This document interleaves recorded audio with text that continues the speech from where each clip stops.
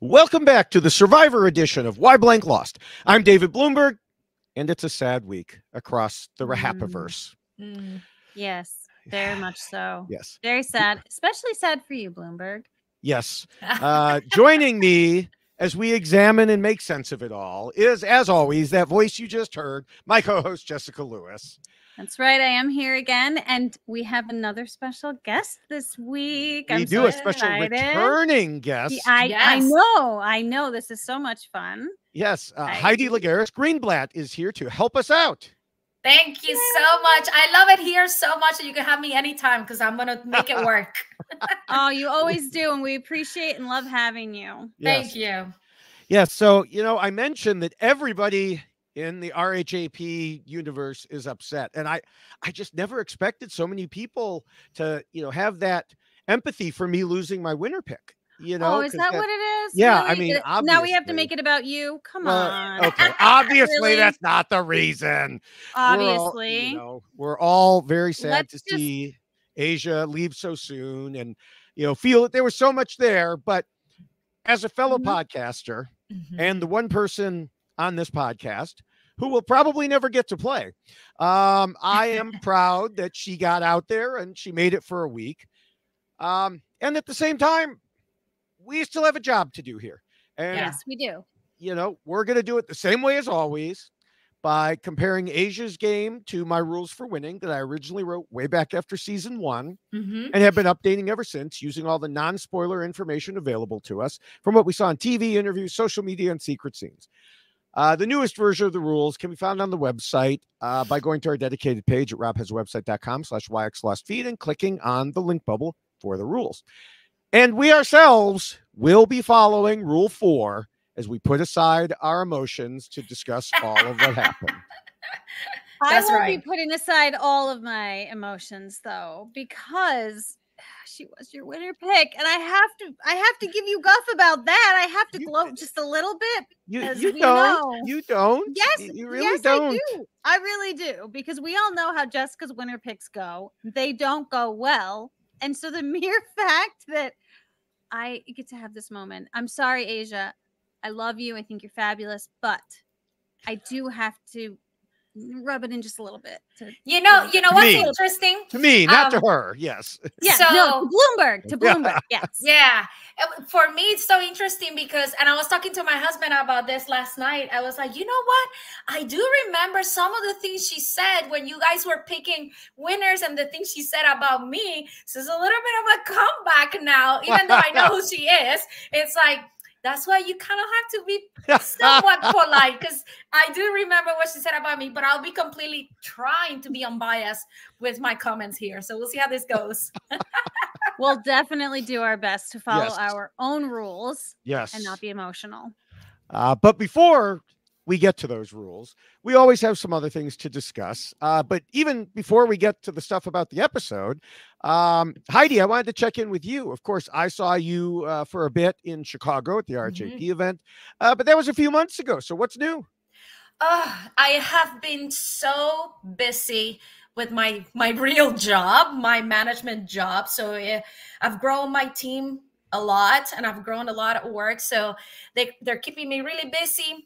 Plus my home, my kids, lots of podcast work on my end as well. Not Survivor necessarily related, but a lot of that. And just trying to get back to my normal life after my journey, it's been over a year now, and I still feel like it lingers with you. But I am loving watching everything as a fan, like a true fan again, right? So I'm just loving that fact for sure. Well, good. And of course, we're back to having 2 engineers on the podcast here against one lawyer. So okay, I see. Now it's ganging up on Jessica. Okay, that's fine. Hey, you had Jake the lawyer on a couple weeks ago. I did, so I will give this one to you. Yeah, I will. Yeah. I'll allow it. So getting into the episode this week, let's start with Rome again. I mean, after all, he does want us to name the season after him. He does. Now, some of our Rome discussion will be within the rules itself as, it pertains to Aysha. But there were a few other things of just Rome being Rome. Like, of course, he wins rock, paper, scissors to go on the journey. And of course, he is the one of the three who actually gets the advantage. Sometimes things just go your way, and Rome is riding that high right now.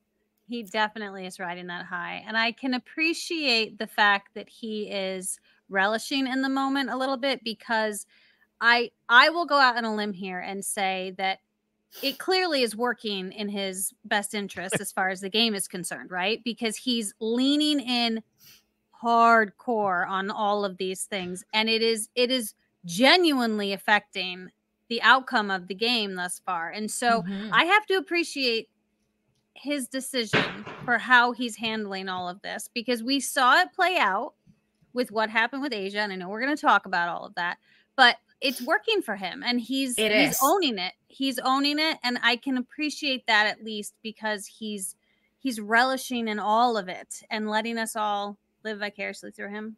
My concern with what you said, though, is that to me, that's a short-term life in this game, right? I feel like he's being too in the front. And it's like, once you run out of that luck, then what? So right, he could, but look at what happened with Q, right? We all thought that Q was going to be gone, and Q was going to be gone, and Q kept sticking around. This is very sticking around, and we were like, what is going on with Q? How is he still in the game?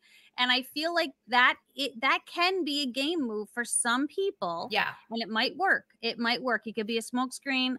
I feel like it's working for him so far. However, this is beyond the journey. You guys saw the whole situation with the fish, which he's like fishing and then he's like eating it and not really necessarily sharing it. You know, he didn't split it evenly across the tribe. And I can see that getting into people's heads, even beyond any advantages you have in your pocket and all of that. There is an aspect of living together, and if you're too annoyed, you put a target on your head if you're doing exactly what he just did.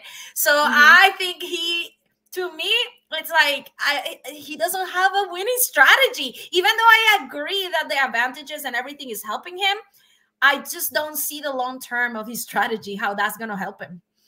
Yeah, we'll have to see.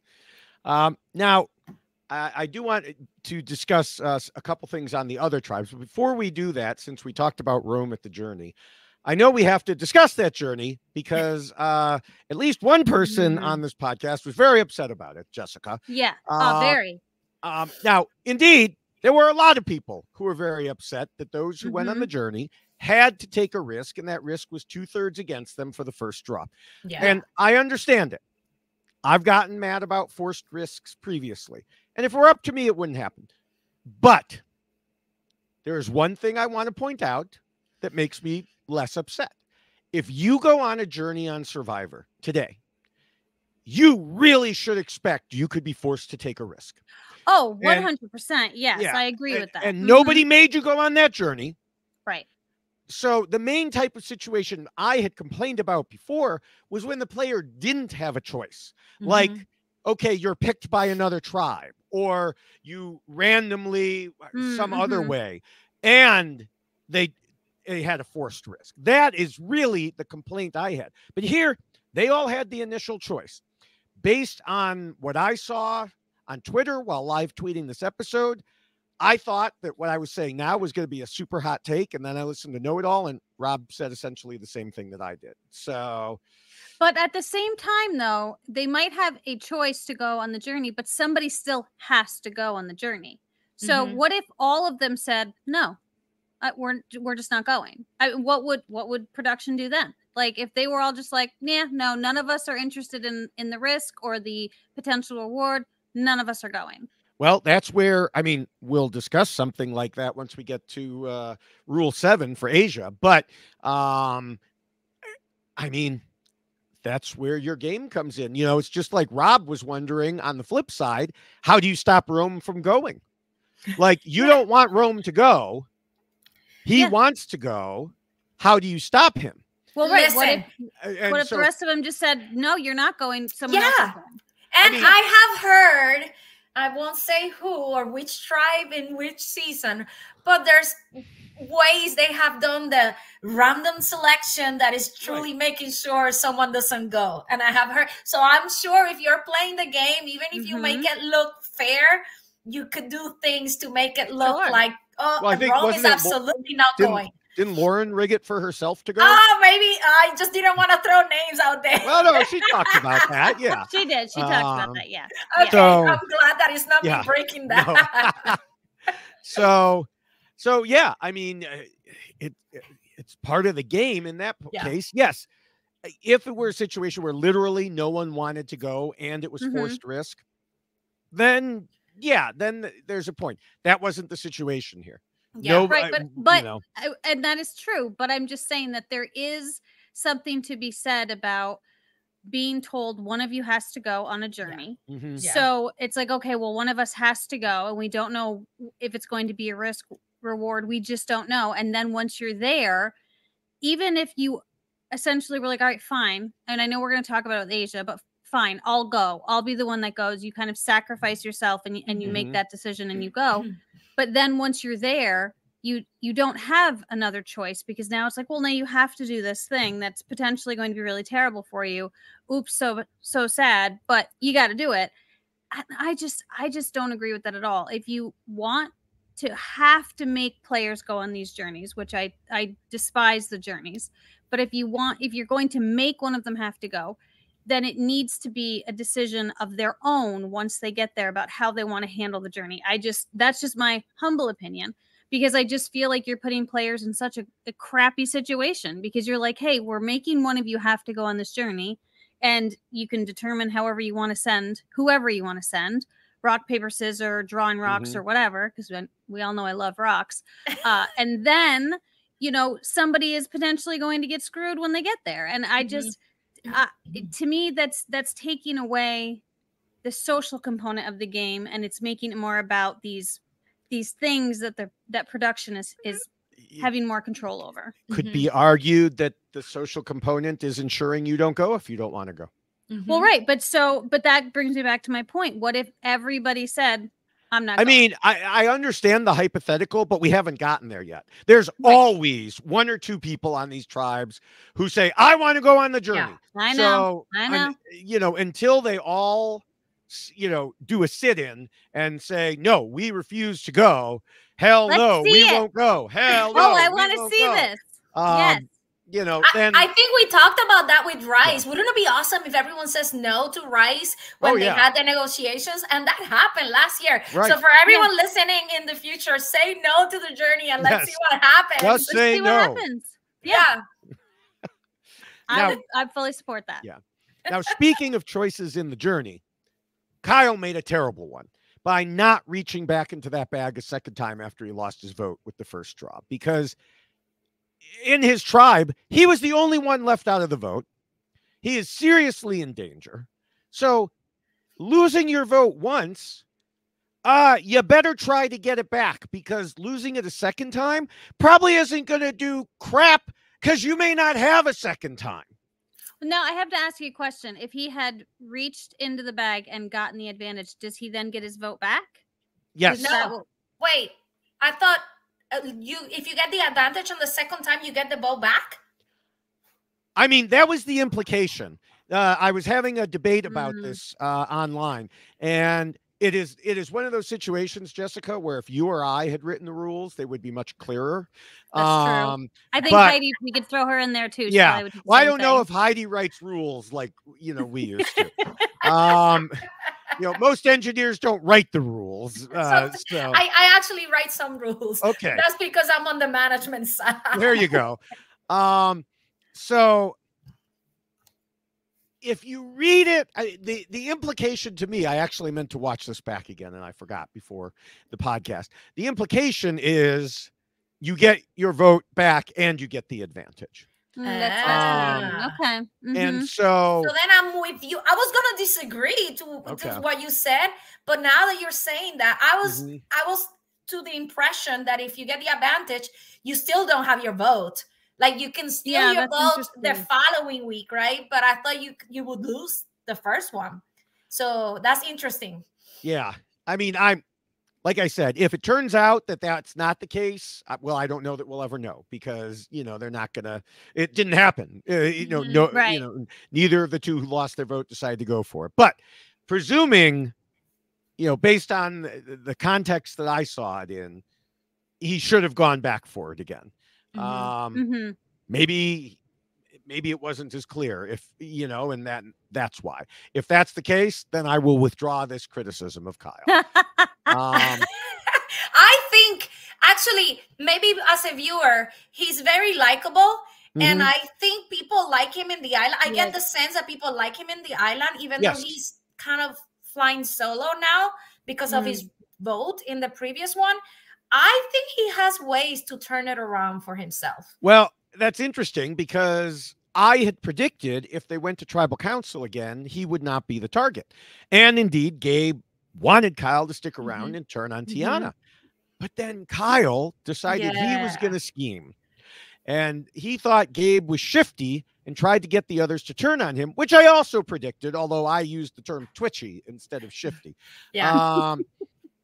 The thing is, Sue was definitely not convinced. So we'll have to put that on hold, but there are some interesting dynamics here. And Kyle did himself no favors by admitting he lost his vote. Yeah. Yeah. And I really do feel like in addition to that, and just kind of playing off of it, when you find yourself in a circumstance like this in Survivor, there are times in your game when unfortunately you do just have to take a step back and say, okay, thank you for the opportunity. And I'm going to take this opportunity regardless of what I think or how I think I can utilize this information to manipulate it in my own, to my advantage. You're not in that position, Kyle, unfortunately, right now. And so you really just should have taken that as a gift and been like, okay, good. Here's my little, olive branch that Gabe is handing to me, and I will just happily take that. And unfortunately, he just didn't see that moment for what it truly was. Yeah, especially at this stage. Like, it's before the challenge. It's before anything. Just say yes. What it's the Ghostbuster rule. Someone asks if you want to be in an alliance, you say yes. Yes. You can always change it later. He didn't have to immediately turn around. Yeah. Right. And give everyone a lot of time to think about it. So yeah, I think who's in a similar situation now, and I know I'm going forward to next episode, but Saul is gonna be in a similar situation now where he may be flying solo here, but I also see a path for him. He has to kind of we saw something in the preview which seems like him and Romeo are just gonna get into it, but it's one of those where it's like, let Romeo be Romeo and you go and stay back and try to say yes to everything that people pitch you. But I do think there's paths forward for both of them if they play their situation and they're flexible using one of the rules, right? Yeah, we'll see. Anyway. Meanwhile, over at Gata, we saw a scene that had some people up in arms from last week's preview because the way it was cut, it looked like Annika was making the accusation about Sam and Sierra dating. I saw a number of how dare she tweets and takes on the situation. And it's like, come on, people. Remember, they frequently take preview clips completely out of context to mess with us. I even mentioned that in last week's podcast. So just some advice to anyone out there who might be doing this. Just wait till you see the whole scene before you get upset, But anyway, so there were people who thought Sam and Sierra were a couple, but they were on the other tribes. And Annika defended their honor. But here's the important thing. This shows how obvious a duo they are. Oh, my word, right? Annika set their relationship status straight for the other tribes, but still so obvious a duo. And when Annika told them, Sierra said it concerned her because it could blow up their games and she's not sure where they were getting it from. Well, Sierra, where they're getting it from is you're an obvious duo. Yeah, which is crazy because the amount of time that you would have to make those observations on them and during challenges seems very little. Right. Yeah. To me, I don't remember having a whole lot of opportunity to really pay that much attention to the people that were standing over there to try to determine who's a duo. Yeah. So very interesting that both tribes picked up on it. Right. Which tells you how obvious a duo they are. Exactly. Exactly. Actually, can we talk about Annika for a second here too? Because Sure. she was annoying her tribe just like Romeo was doing Now, it in the Romeo way. You're a manager, but you're not a project manager, are you? No. Okay. Have I been a project manager in my life? Yes. Not right now. But I could see what she was doing. Listen, when I saw what was happening between her and Sam, and they show Andy in the background kind of like smiling at the situation, that was twirling his hair, fantastic. Yeah. That was great camera work right there. And I'm with him. I'm really like, you start seeing that and you're like, okay, they're bickering. They're kind of being childish about this whole situation. I'm loving everything about it. If I'm Andy, I would have been the same way. Yeah. Oh, maybe that was a good throw in your little 2 cents, just a little bit to help. Yes.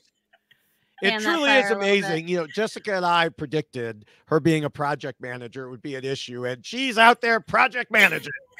She really is. And Sam is like calling her out on it, that she just wants to be in charge of everything, which former or future Survivor players don't do that. Just don't. Just let it be. Although she was right about the cutting. You know, he was just hacking at it because he was mad. And she's like, no, you just slice it. Yeah, that probably works better. You know, it's like, but that was a good scene. I really enjoy that. And I must agree with her. The bamboo is terrible. Okay. Yeah. I understand. Oh, it is. But they also didn't do what you always suggest, what every Survivor player says who sleeps on bamboo, which is cut it lengthwise, because that makes it better. It's not good, but it makes it better. And also do the rotisserie turn. You have to just keep turning your body because like all this hip hurts. Now I have to flip over and then I have to flip again. It's the rotisserie turn. You can you also have to do that when you get to my age, just on a regular basis. We put palm fronds right on top of it and cut some of the core in the middle, because the palm frond core is like the middle is really hard.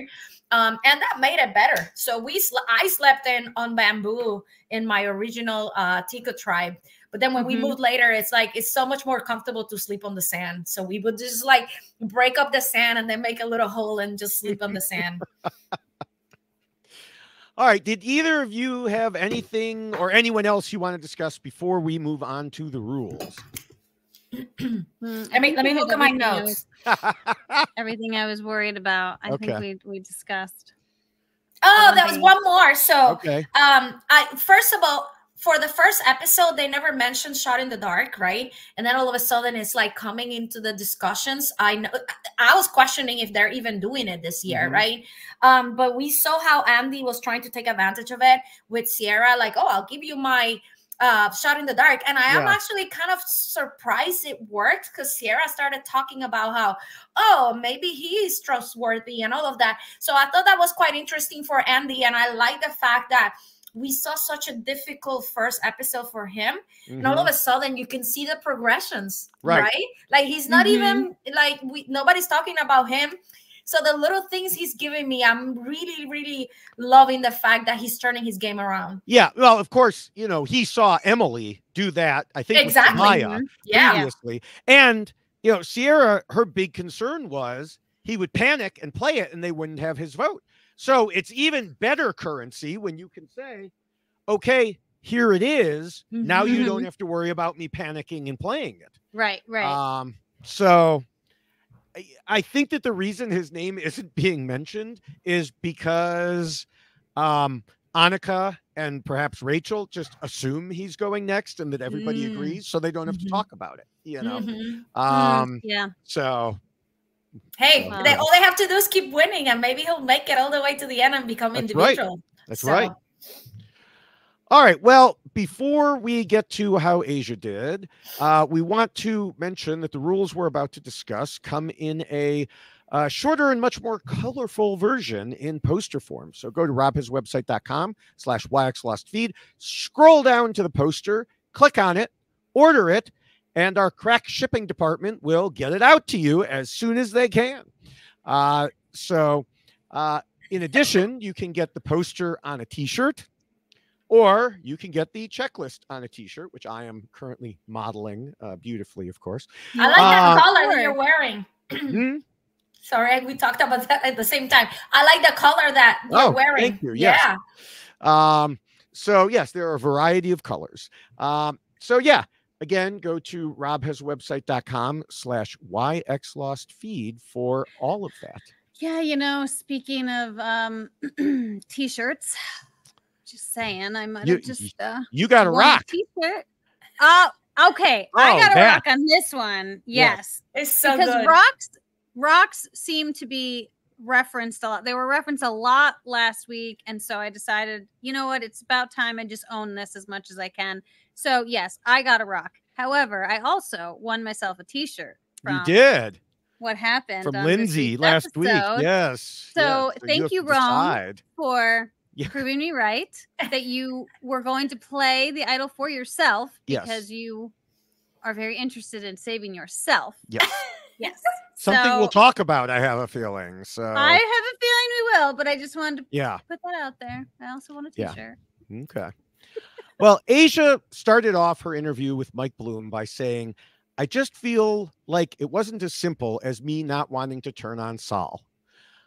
And in her pregame interviews, she said she knew you can't come into Survivor thinking you know and can control everything. And she had the self-awareness to realize that you can know a lot and, quote, still fall flat on your face. And for that reason, she wanted to focus on social relationships. So that's what we'll look at. How did she do in those social relationships? Where did she have self-awareness? Where was there not awareness of what other people were going through? Because at RHAP, we know Survivor and we know Aysha, and we know why Aysha lost. That's right. So the first and most important rule is to scheme and plot. And of course, we know Aysha knew this. She made a tight bond with Saul right away out of the gate and thought she had something with Teenie until it became obvious that Teenie was connected at the hip to Kashan, such that 3 duos had formed. And unfortunately for her, one of those duos was Rome and Genevieve, who absolutely would not give her the time of day. She recognized that in other situations, 2 duos might come together to vote out the one in the middle. But there was just no way Rome and Genevieve would do that. As she told Mike Bloom, anytime she talked to Genevieve and Rome about the situation, it was like, oh, I love Keyshawn. I love Teenie. We would never want to get rid of them. So she had no choice but to go all in and try to win over Teenie and Keyshawn. Now, under other circumstances, that very well could have worked. But Rome had something that she and Saul didn't have, an idol and an advantage. But that alone wasn't the kicker. Rome did something that we said we thought was crazy at the time. He shared that information with Teenie and made them feel basically like he considered them a second number one. It wasn't just that he had an idol and he was therefore invincible the first vote, because that still left Genevieve open. It was that he told Teenie all this information, made them feel like he was going to keep them close. Teenie said all of this in a confessional at one point. Aysha probably would have done the same thing in the same circumstances, but she didn't have any bargaining chips except her own loyalty. Aysha could say all the time that she was loyal, but Rome was able to show it. And this leads me to one more thing before I pause to take a breath here, which is a bit of speculation on my part. I was rewatching the clip of Rome telling Teenie about his vote steal advantage, and Teenie then talking about how he showed loyalty specifically to them. I have to wonder if there was one thing left unsaid, because I mentioned a moment ago that Aysha tried to broach the subject of voting out Teenie or Keyshawn with Rome and Genevieve, and they rejected the idea. And I have to wonder if Rome or Genevieve passed that along to Teenie. And that's why that's why Teenie emphasized how those 2 were loyal specifically to Teenie and Keyshawn. And this is why that conversation that Teenie and Keyshawn had with Aysha becomes so significant, because the loyalty was really the biggest component. I love the way that you phrased that, David, that it wasn't just because he came with an idol and he came with an advantage. He had for sure shown his loyalty to Teeny and Keyshawn. And that was what they were trying to get out of Aysha. Like, we want to keep you here. We really do, but we need to know that you're with us. So it wasn't like, we want to know that you'll flip on Saul. It was, they want to know that you're loyal to us. Them. Right. Because really in that moment, if Aysha understood that there really was no hope, because it was, you have three duos going on, and that, don't let me forget, I want to be able to talk a little bit about the effect of 6 players in a tribe versus 10 in relationship to that. Right. But that in that moment, it's no longer about the fact that you are a duo with Saul. At that moment, unfortunately, you just have to be selfish. You have to be a survivor player, and you have to think about yourself in that moment. And it's just unfortunate that that's where you're at. But that was what was happening right then and there. It really was, prove your loyalty to us. Say to us what we need you to hear, because that's all they were seeking and that's what they were looking for. And unfortunately, I think it's great that you phrased it that way, David, because that's really what it boiled down to, is that loyalty component. Yeah. And then Heidi, after you chime in here, I do want to get back to what you said, Jessica, about prove your loyalty to us. So, okay, so I think this one and number 3 kind of go together for me in this episode for Aysha, but in particular on number 1, I think David said it earlier. When people come with ideas, you sort of go with it. You say yes, yes. And I know that she was trying to kind of poke at the situation to see what they would say for her idea, but I don't think she was quite flexible. And I know I'm jumping between 1 and 3 here, but I know, but I truly think that she had to go with the flow in that situation and see what happens. And I think the whole scheming and plot didn't work for her on that one. One thing, I mean, maybe hindsight, right? Knowing what happened now, she could have used that information back to Rome and try to break that relationship and try to gain some trust with Rome and go a different way. Because I'm pretty sure at that conversation, they told her Rome has the idol, right? We don't know if he's going to play it for Genevieve or for himself. So she could have used that information. I know she may be breaking the trust there for Keyshawn and Teeny, but, she had a little bit of more to go there. Granted, I don't know how much time they have after that and all of that, but that conversation was the pivotal moment of the whole episode. Yeah, I think that the conversation, based on what we saw and could put together, where they confirmed that he has the idol, was pretty late in the game. But here's the thing. So this gets back to what you were saying, Jessica, about loyalty. Because, what we saw on TV was, it seemed like Teeny and Keyshawn gave Aysha the opportunity to save herself by turning on Saul. Yeah. And we even saw Teeny appearing to steer Rome away from her by talking about Saul being more likely to find an idol. But the logic of what they brought to Aysha did not make sense in her mind as she was there. And, she noted it in interviews. They didn't need her to vote out Saul. So why even come to her? If you have 4 people, why are you telling me I have to vote out Saul? Right, because they want to know you're loyal. But loyal to who? And that's where she comes in. It's a loyalty test where you don't know the answer. Because if they know that Saul is her tightest ally, and they say, we want you to vote out Saul, and she says, okay, I'll vote out Saul, did you pass or fail the test? Because she's thinking by doing that, you failed the test because you've proven you would vote out your tightest ally, which, how does that prove you're loyal to them? It just proves you'll turn on them when the time is right too.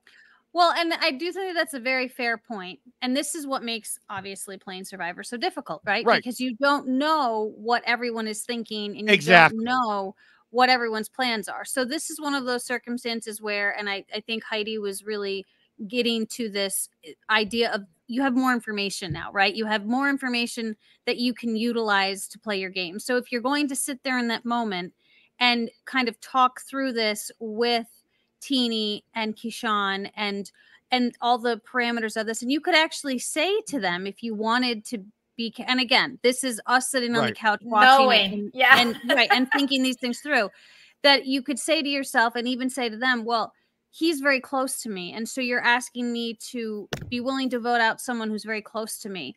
And I need to really understand why I have to do this, considering if you really want to vote him out, you've already got 4, you don't need me. Maybe if that's what you're thinking and you're able to formulate that thought at that moment, you could work through that conversation.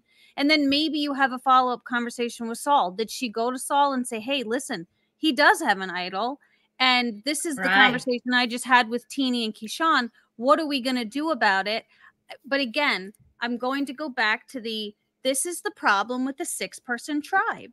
You have 6 people, and 2-2-2 is a terrible combination of groupings, right? When you're dealing with a situation like this. If you have a 10-person tribe, the possibilities are much more fluid. There's a lot there's a lot more wiggle room and things that you can do. When you are literally 6 people and it's 2, 2, and 2, what the hell are you supposed to do with that? And I think that Aysha really talked about that a lot in her exit press. Is like, she was kind of stuck. Like, what am I supposed to do? These 2 don't want to work with me. These 2 are together, and then this is my other half. And where does that leave me? So I can't stand the 6-person tribe. I just can't. And I know, Heidi, you were on a 6-person tribe. You probably understand it more. So I was on a 10-person tribe. I feel like that's a much better place to start the game. I agree. I think it's harder, but I mean, the whole new era, everything is harder. I think the production loves it, right? Because it just makes it so hard. And in order to survive, it's dangerous fun, according to Steph, you know. In order to survive the first few weeks, you have to be on point. Like, if you are in a situation where you make a mistake, it's very likely you could go home because you have no way of escaping that. And I think it's like really, really difficult, which is why I think Rome, it's like, I'm here, and he got lucky because he got the idol and he got the advantage. But that may not be the right strategy for the new era, because if you find yourself in that situation, you're probably going home. He's been lucky with the advantages and idols. So. Yeah. And I mean, you said if you do something wrong, you're going. Sometimes you don't do it. I mean, we can say something is wrong having all the information, but in the moment, you may not know it's wrong. You know, there's for the Star Trek fans out there, every Star Trek officer has to go through a test called the Kobayashi Maru test, where there is no right answer. It's just you're evaluated on how you handle yourself in an unwinnable situation. And I feel like that's what I kept thinking of as I was, rewatching and looking at Aysha's interviews and everything, is she doesn't know what the right answer is. It is a test. And that's fair. Yeah. It is a test where you don't know what the right answer is because, like she told Mike Bloom, if she had gone to Teeny or Keyshawn and told them to vote out the other one, of course they wouldn't have done that. So why am I being punished for not voting out Saul? You didn't need my vote. You could have voted out Saul if you wanted to vote out Saul. And she's right. It was a loyalty test with no right answers. She had to read minds to see what they wanted her to say. Well, one more thing though. Aysha, and I think in her exit interview, she said how she was pretty sure Rome had the idol even before the conversation that we heard. Yeah, I think because so. He was looking, and all of a sudden he wasn't looking. So I think she said something like that in one of her exit interviews. But so if you're pretty sure that's the situation, I feel that's enough information for you to strategize either with him or against him, right? Well, with him wasn't happening. I mean, we'll get to that more later. But maybe that's one of the reasons we're talking about her today. Well, yeah, but I mean, no, it wasn't with it. I mean, she said she tried, and like I said earlier, they were not giving her the time of day, and I think I'll have more to say about that in the 5th rule. Okay. And it may be a catch-22. We don't know which happened first, the social game or the strategic. But, it's clear from what she said in interviews that she tried, and he was like, stay away. And, based in part on the preview, that you talked about already, I could see him saying, stay away. I don't have to talk to you. We don't know that it went down like that exactly. But now another thing that we didn't see, but which Aysha told Mike Bloom about, was that Keyshawn told her the day of tribal council that he believed if they got to 4 and then had to go to 3, she would stand by Saul and Teeny and vote him out. Now, 1, I don't know why he told her this, but 2, she wondered why he would think that far ahead. I have to say, I can't blame him for trying to figure that out. Yes, think ahead. If that's what he's thinking, think the worst case. Like, okay, what's going to happen? Is the decision I make now going to screw me over 2 from now?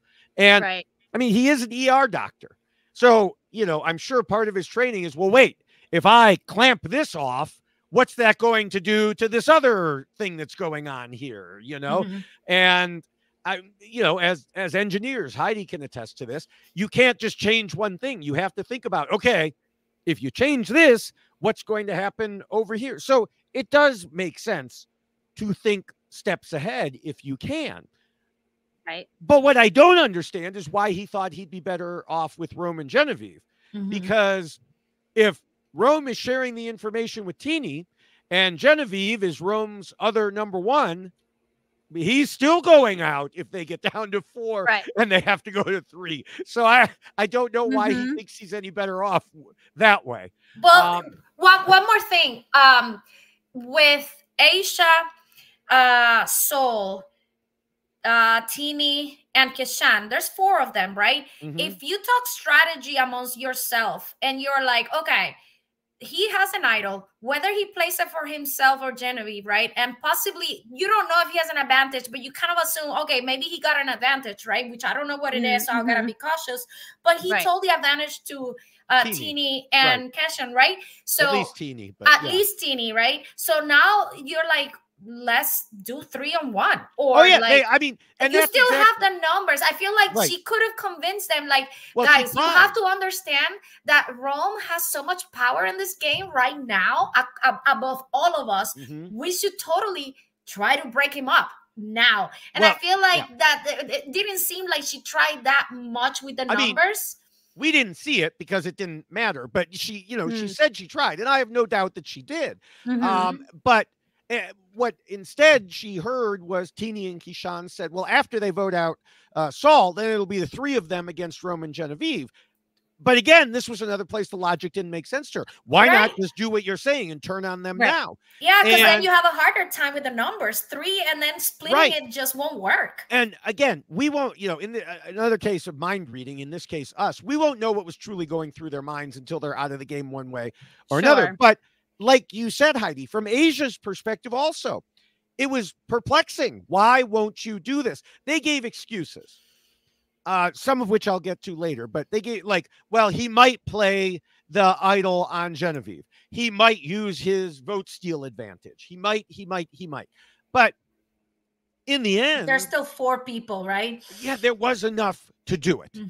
Right. If they had wanted to, which leads me to believe they didn't want to for reasons that we'll get to in a little while. Now, with all that said, and despite everything Aysha talked about in her interviews, there is, as Jessica brought up, the school of thought, and I think you too, Heidi, that says, forget about the future, agree to vote out Saul so you can make it 1 more vote. Right on. And then Rome won't have his idol anymore, and Aysha could keep working on seeing what happens next time. And we often give this advice. Get through 1 more day and see what happens. But from her standpoint, she was also right. They didn't need her vote. Why would they flip back again? What would, if they didn't need her this time, why would they suddenly flip back to her? Now, it could be, oh, he doesn't have an idol. But in this game, you both know, you have to make a decision and go with it. Aysha felt it was better to try to show she was loyal to Saul and Teeny and Keyshawn, and she wanted to stay with them. That's not what they wanted to hear, as far as we can tell. Sure. Yeah. But then why would she vote for Genevieve and Saul voted for Rome? Because they had a plan. So before going into tribal council, Teeny and Keyshawn told her, okay, we agree with you. We'll do a 3-1 split. Nah, that's a little too late for me. Well, it's a little too late. They lied to her. I mean, they lied to her face is what happened at that point. It's like, oh, yeah, we agreed to what we talked 5 hours ago. Sure, let's go with Yeah. I mean, but there was nothing else, at that point. Now, I think from what we saw, Aysha misread the intentions of Teeny in particular. I cannot think of a reason why Teeny would have been pushing Rome towards Saul and away from Aysha, except to keep her safe. But Aysha can only act with the information she had. She didn't get to see what we saw. She didn't know. I mean, she knew Teeny said, "I will try to protect you," but she didn't know that Teeny actually went out there and did it. Right. And then another issue with only having partial information takes me back to something I talked about at the beginning of this rule. Aysha had said something about Rome being so close to Genevieve and that they were an obvious duo.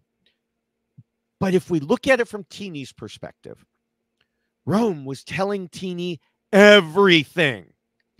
So maybe the Rome-Genevieve duo wasn't as clear-cut a situation to Teeny. Maybe Teeny felt closer to Rome and thought they were in a good centralized position. And maybe they are. This also plays into something else Aysha told Mike Bloom, that she couldn't wrap her head around why they were siding with Rome and figuring that the advantages were not enough of a reason. And I think Aysha was partially right. The advantages themselves were not enough. But the feeling that Teeny may have gotten out of being included, out of being Rome's other number one to steal from a couple seasons ago, I think that might have been. I think that's what Teeny was thinking there is, I'm in a perfect spot. Well, right. And you also have to look at the permutations for Teeny in that situation, right? Because she knows that she has Keyshawn and she knows that she has Rome. And then if she knows that Rome has Genevieve, then, I mean, yes, there is this Aysha Saul possibility over here too, but like she really has all of the control as to where the votes are going to potentially land. And if you, and she said it herself, I have to make a decision that is going to upset the least amount of people. Yes. And so in her worldview, and then she made a decision that upset all of the RHAP universe, and it was right. So she upset a lot of people, just not on the island. Yeah, but so it is one of those situations where if you look at, okay, so let's say I do go after Genevieve and I keep Aysha and we keep Saul and I have Keyshawn. Now you've upset Rome, and what does Rome have? Rome does have a steal a vote, so there is some thing that he could potentially do next time, which, I mean, he's only on his own, so how much damage can he actually cause? So she's got to weigh all of these options, and in her mind she might just be thinking, well, if I do this, I will upset Saul. He is only one person and he doesn't have anything that he can utilize against me. We could potentially vote him out if we need to. So it's that cost benefit analysis, like where am I going to end up? And in the end, I can still have 4 people who can work together cohesively and who get along and it's fine, and then I have one that might be upset but can't really cause any damage unless he finds something. And so I think that that's probably part of what weighed heavy for her, is what's going to be best for her game in the end, because that's what everybody needs to do when they go out there. They have to figure out what works best for them. All right. Well, that was a lot on Rule 1. We're only on 1. Yeah, we're only on. We took dips into a few other places, but we'll move on to Rule 2, which I think will be much shorter, because it says not to scheme and plot too much and to keep your scheming secret. Now, under normal circumstances, one issue we would discuss here is that Aysha was in an obvious duo with Saul, but the thing is, everyone on that tribe was in an obvious duo, right?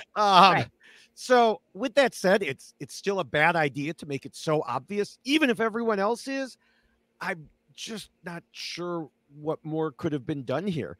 Maybe tried to glue herself to Teeny and Keyshawn more, but that would have meant abandoning her closest allies. So it was not exactly, it goes back to what you said, Jessica. It's the 6. It's not a tenable situation for following this part of the rule for any of them. I mean, when you see it happening in multiple different tribes, even though they probably know they shouldn't, the initial, opening of the first tribe that went to tribal council was 2, 2, and 2. And so it just keeps happening that way. Well, and I do think that it happens even in those bigger tribes because of course there's going to be like Right. one person that you gravitate towards, but that one person and you gravitating towards each other, then you can gravitate towards another 2, and now you have 4, and then you can gravitate towards another 2, and then you can have 6. And so everyone I feel like is going to have that other half that they feel closest to. But when you only have 6 to play around with and to work with, the permutations are so much less possible. And, and I just, the math is just not mathing well. Well, I think the secret sauce behind the 6 is finding yourself in the middle, being the couple or the group, because it could be more than 2, the group to be in the middle where you are making the decisions, so you're not an outlier. And by her not going with the plan with Teeny and Kishan, it put her as an outlier rather than in the middle. So I think that the secret sauce really behind the 6 is never be an outlier, be in the middle or with the majority in the middle, right? And that's what happened to her, in my opinion. I mean, but from her perspective, Teeny and Kishan were the ones in the middle. Yes, You had Rome and Genevieve out here, and her and Saul over here. And she had a golden opportunity. She had a golden opportunity where the middle came to her, like, go with us and vote against your guy, and she chose not to go with the middle. So but it gets back to, was it a golden opportunity, or was it just an opportunity to get screwed later? And that's where in this game, it doesn't matter if there's no later. You got to get to later, right. Yes. Now, of course, there is the issue that we discussed in Rule 1, which is that maybe the duos were not as obviously split. If Teeny felt like Rome was including them in his secrets, so maybe it's not quite a 2-2-2 situation as Aysha and Saul were thinking it was. There's more of a fuzzy line, I think, between the Rome Teeny group there. I really need to see more Genevieve. Give me more so I can understand if she's close to Rome. Genevieve, is that her name? Yes. Genevieve. I mean, we haven't heard much from her, and I truly think it will kind of fill in the puzzle that we're trying to figure out. Is she really close to Rome, or is like it's? I mean, what we know, not knowing what's happening. What we know, there was a secret scene where, where Saul tried to warn Rome. This was from episode 1. That, hey, people are worried about you running off and looking for idols. And this was Saul trying to be nice to Rome. Rome took it completely the wrong way and was like, Saul is coming after me. And who did he go complain about that to? Genevieve. And so that those two are close. Interesting. You hear Aysha talk about them as a duo. And when he got his advantage, he told Teeny, and we saw him telling Genevieve. Now, Teeny was the one who explained it all. Genevieve got like 2 seconds of screen time.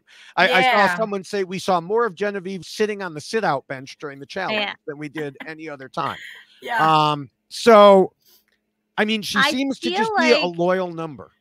And I do feel like what we haven't seen, but is likely probably happening, just what we're able to put together with Rome and his personality. She is probably someone who is like stroking his ego. And that's why he's willing to share with her, because she's very supportive of everything Rome related, which is why he's likely to complain about her when nobody jumps out of the ocean to go start the fire when he's catching the fish. He complains to her. And she's probably just being very receptive to him and being very like, oh, I know, Rome, I see it too. And that's terrible. And that's all he needs in order for his ego to then be like, okay, Genevieve is right, is with me.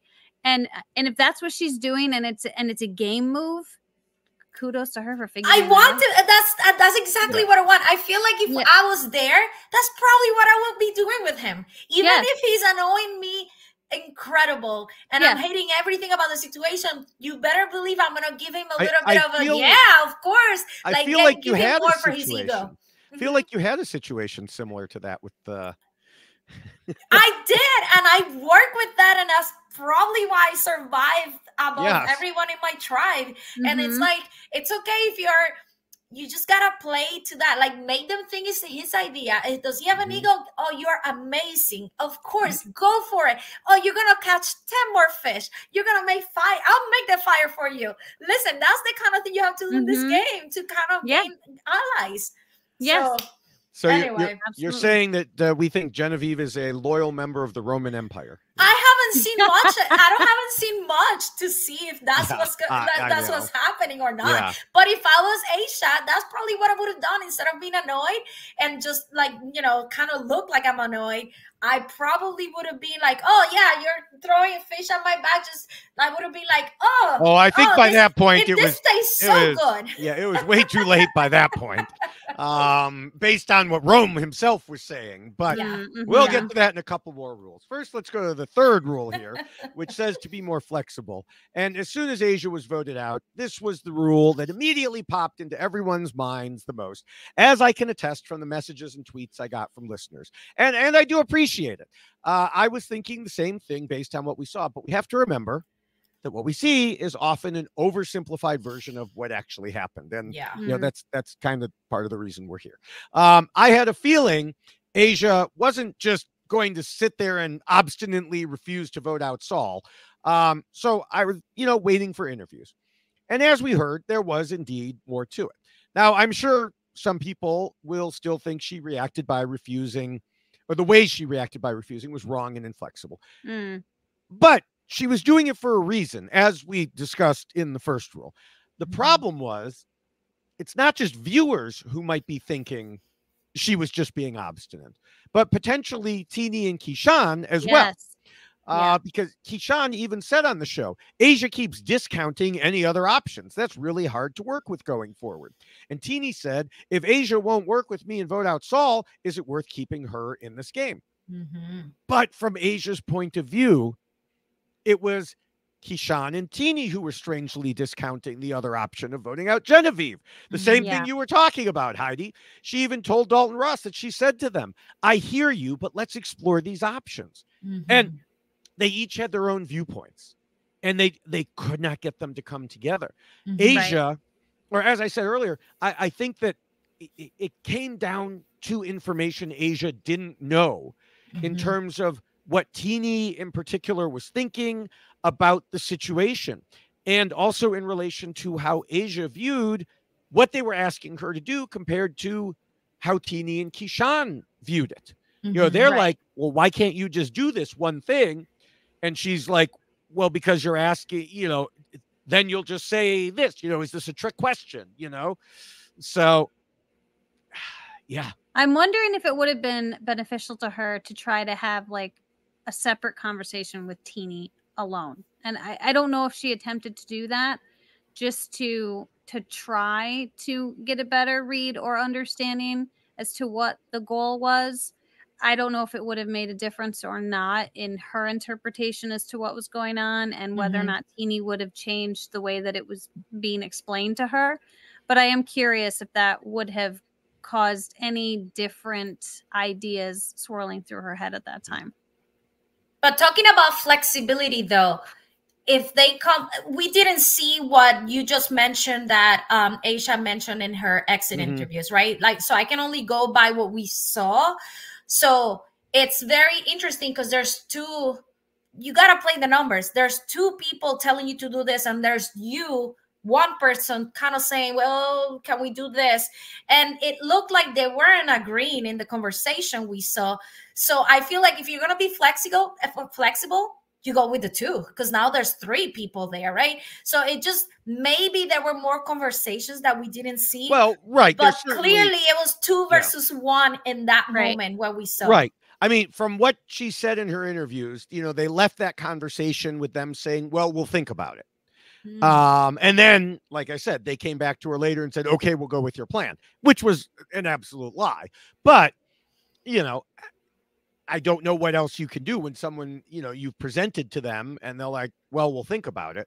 But in the meantime, they're like, we're not going to think about it. We're just going to go against her at this point. You know, And I mean, also, and yes, she. The think about it bothers me. Never leave a conversation. no. I'll think about it because that's a no. Well, but I don't. Yeah, you're right.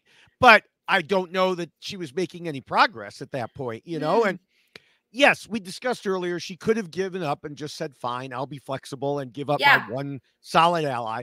And in some situations, I would absolutely say she should have.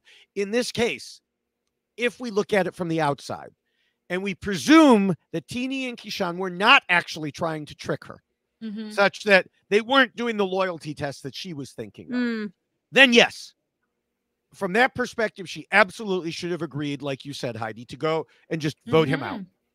But as we've talked about today and many times before, it's a game of incomplete information. Yeah. Sure. She did not know what we knew. She did not know what they were trying to get at.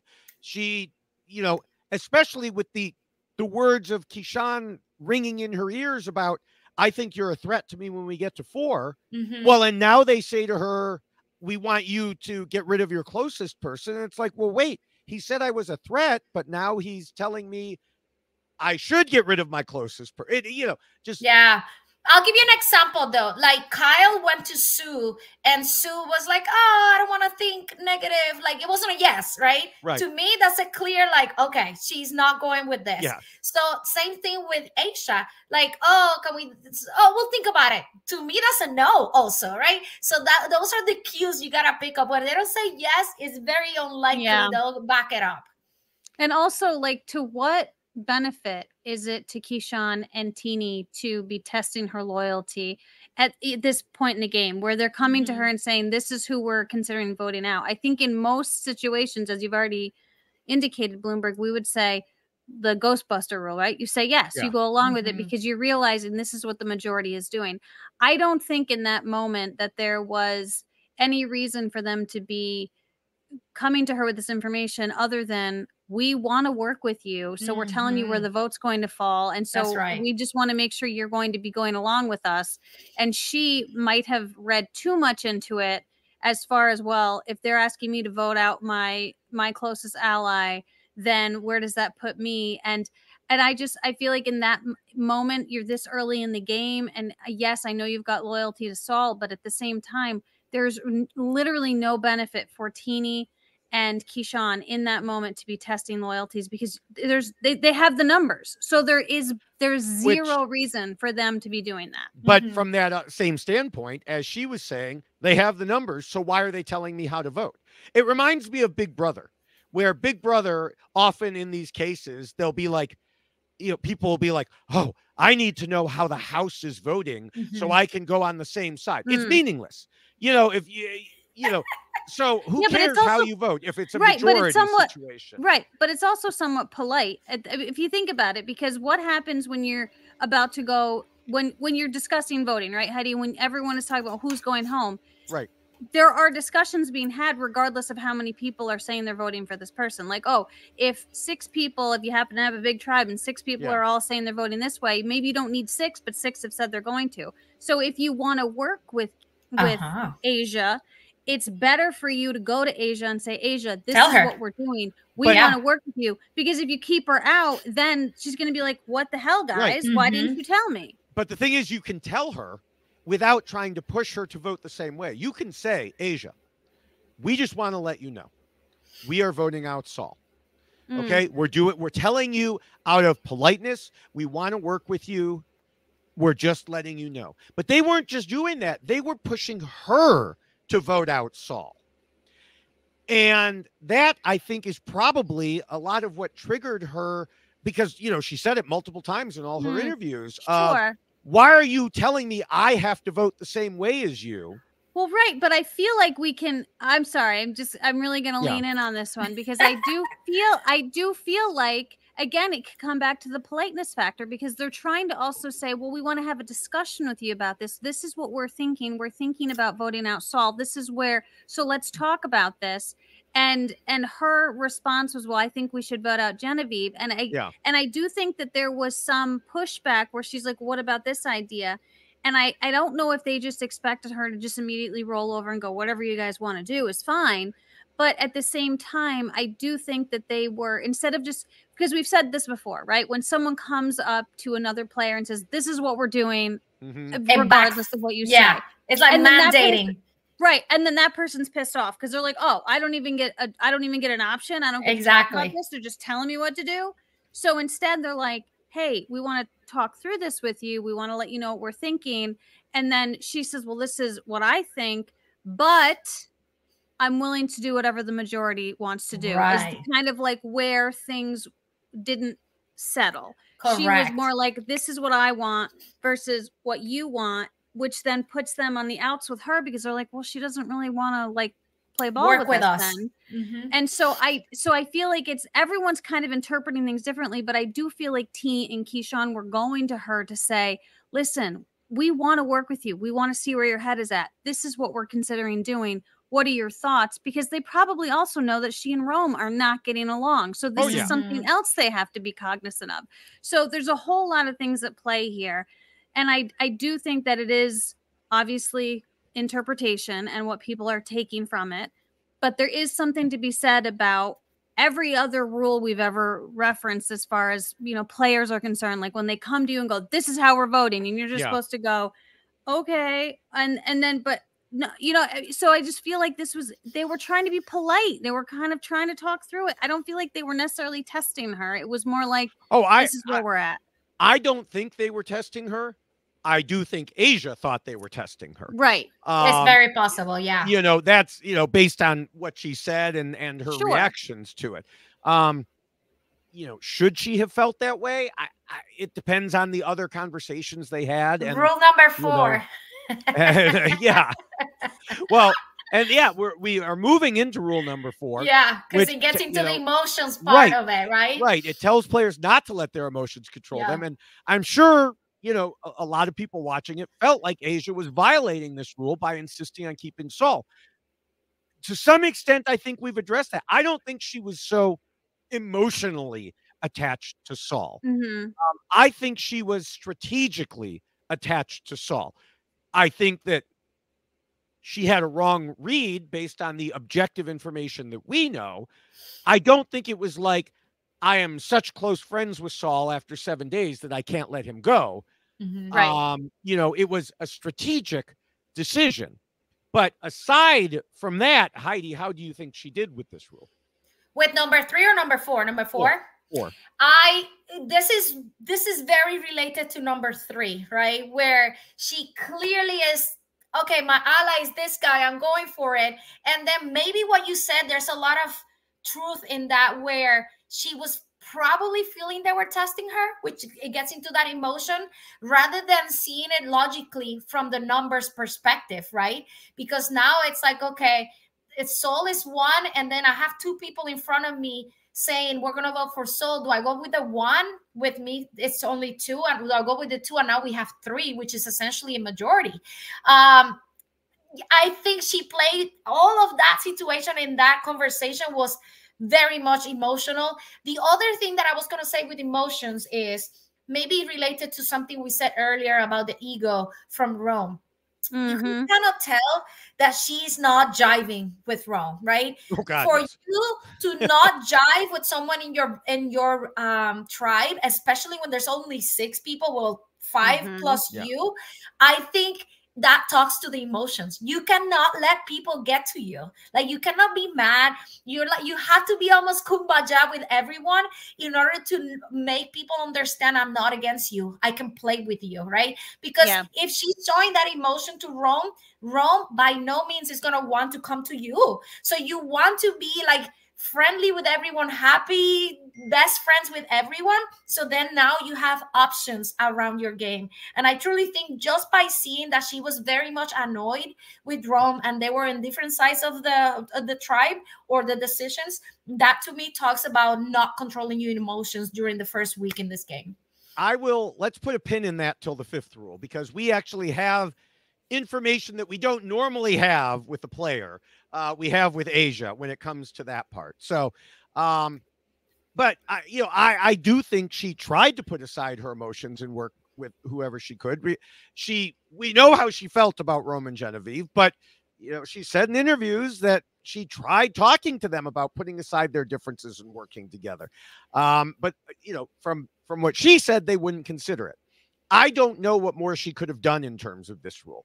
I'm going to disagree with you, Heidi. I don't think it was an emotional decision. I think it was a strategic one. Doesn't mean it was the right strategic one. I just don't think it wasn't, because she went home. But I don't think it was emotions getting to her. I think it was her logic did not jive up with the situation. Gotcha.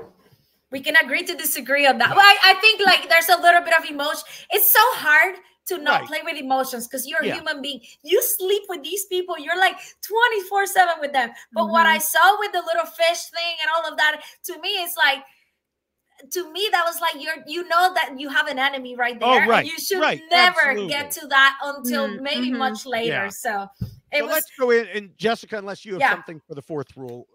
No, I think this will go nicely into the fifth rule, because I can see the overlap here with what Heidi is talking about in regards to the social component of the game, because I do think that it is a very hard thing to do when you are put in a situation like this, where here's someone I don't know anything about, and I'm just meeting these individuals for the first time, and I have to put on my best face, and I have to be the nicest, kindest person possible.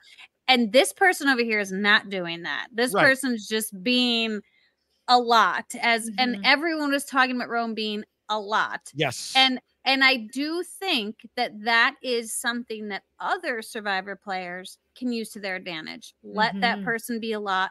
Let that person have an ego. Stroke that person's ego and play the social game, even though you're like dying on the inside. Well, Right. And as we get to the fifth rule, which reminds players they need to pretend to be nice and play the social game, Aysha said coming into the game, she wanted to use her personality to connect with many kinds of people and plan to form relationships to make sure that, people genuinely liked her without thinking it's strategy.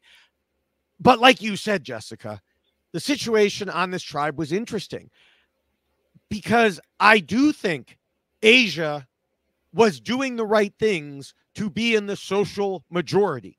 We saw her hanging out with Saul, Teeny, and Keyshawn in the water. All of them talking crap about Rome. Rome getting mad about all of them.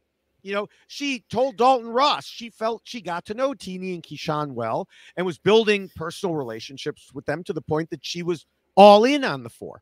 She told Mike Bloom, when Rome was gone on his journey, do you know how much we got done at camp? We were moving, we were cooking, we were being productive. We built a swing. We were having a great time, laughs, giggles. Vibes were great when this man was not at camp.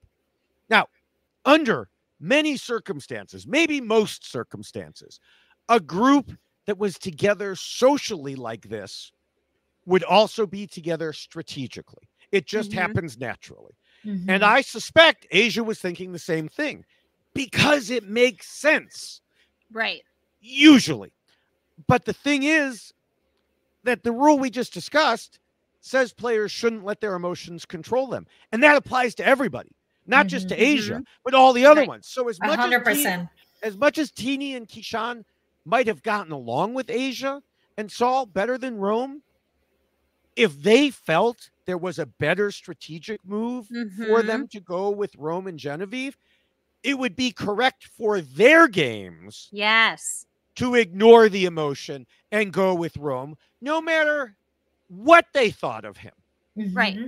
Because down the road, if Rome keeps annoying everyone, he's a bit of a smokescreen, right? Right. Yeah. But if you keep Aysha around and you keep Saul around down the road, are they going to annoy people? Probably not. Are they going to be more of a concern as the game progresses? Probably. So there are so many factors that you have to consider when you are making these decisions this early on in the game. Is where does this put me later on in the game?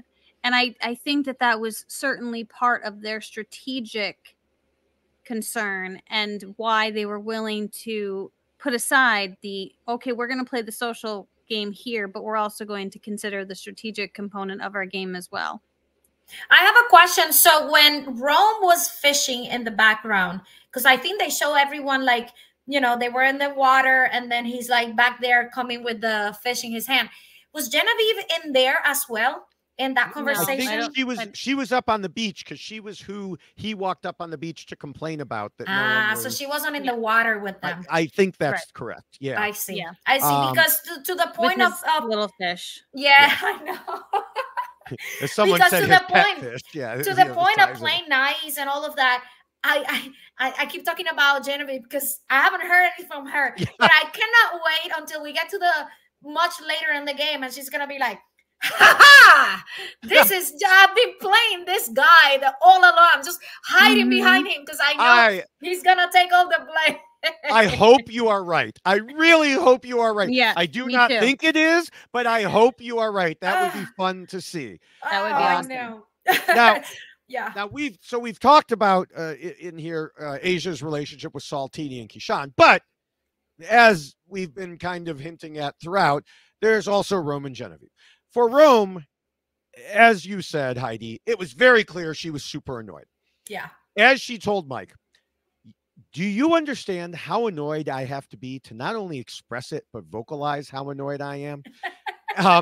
And while I have not met Aysha personally, a number of people who do know her expressed on Twitter during the episode, like I saw tweet after tweet come across my timeline, like, holy crap, I have literally never seen Aysha get upset in my entire time knowing her.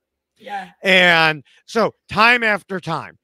So that's something we don't normally get. We don't have people who know these players personally ahead of time. Yeah. And so, you know, she wasn't confronting Rome directly, but it's safe to say it was clear how she felt. You know, she mentioned in interviews trying to talk to him, but it turning into him interviewing her and bringing the conversation back to himself. But she added, that's when you play nice. Well, I guess she could only do it for so long. But, you know, she saw him talking to other people. So she said, this must just be a thing with him towards me. And as she told Mike, clearly from the confessionals, it is a me thing. He had something against me. I don't know what it was. And so once again, I don't know what it is either. It's been speculated. I heard someone say, maybe, I mean, we know that in addition to him cramming all the Survivor seasons, he also crammed podcasts. He also crammed Reddit. It is possible he knew who she was and just didn't say anything. And that's why he was like, I'm going to get rid of her. Now, do I think that he would have said that in confessional and we would have seen it? Because I think production really would have loved that. Yes. So that's why I'm not buying that particular idea until there's some evidence for it. But other than that, we can't read minds. I think so. I think based on what he said, that he had this dividing line in his head. There was the people who were with him and the people who were against him. Yeah. You know, like the old question from Russell to Sandra, are you with me or are you against me? You know, I'm against you, Russell. And, you know, like when he ate the extra fish, what he said to the camera was basically, I don't care. She isn't even in my alliance. It wasn't like we're all on the same tribe. It was, she isn't even in my alliance. And then there's also the way we saw him and Saul interact. So yeah, you were either with him or against him. And if you were against him, he did not care. He was not concerned about having any sort of social relationship with you from what we saw. But it's also a chicken and egg situation. Yeah. Did Rome decide they weren't worth dealing with the same way because they were outside his alliance?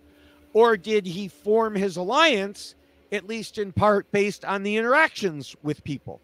I think we'll have to wait for further interviews to find that out. We don't know which happened first. I agree. I think to be fair, I'm sorry, Jessica, to be fair to Aysha, right? We saw how he's like, I hated that TK guy or whatever it was that he said. He didn't even know the guy and he already didn't like him. So maybe there's some truth there where he came like, I don't like Aysha from the get-go either, right? So there could be some truth behind that for sure. And I'm curious, I can't remember if Aysha spoke about Rome pregame, if there was anything that indicated, because I would imagine that Rome probably was a little more boisterous pregame. And I'm just trying to remember. It's crazy, right? That just some people have this air about them. But even more importantly, did Rome say something about her? I did not track that. No, I do. I'm sorry to interrupt you. That's okay. But I do feel that seems like something Mike Bloom would have brought up, since he put together the whole article on this person likes this person and doesn't like this person. I feel like immediately he would have picked up on that and posted about that. Yeah, because I'm curious. Now I'm going to look at my notes from as we sit here. I'm going to pull up my notes to see if there was anything about, because I just feel like that might be something that, pregame does a lot of things to people. Oh yeah. And they sometimes can, make determinations and decisions about. I'll actually, that played a role in my game. Let me give you my example. And he's my great friend, Danny, from my season, who was my ally for most of my season. Danny in pregame, he was doing pull-ups. Oh, everyone's like trying to hide their strength and like trying to hide what you're doing so you don't give anything out. And here he is doing pull-ups in the pregame, and we all can see it. So in my head, I was like, if I'm in the tribe with that guy, I'm totally gonna be the ally of that guy, because he wants the forefront.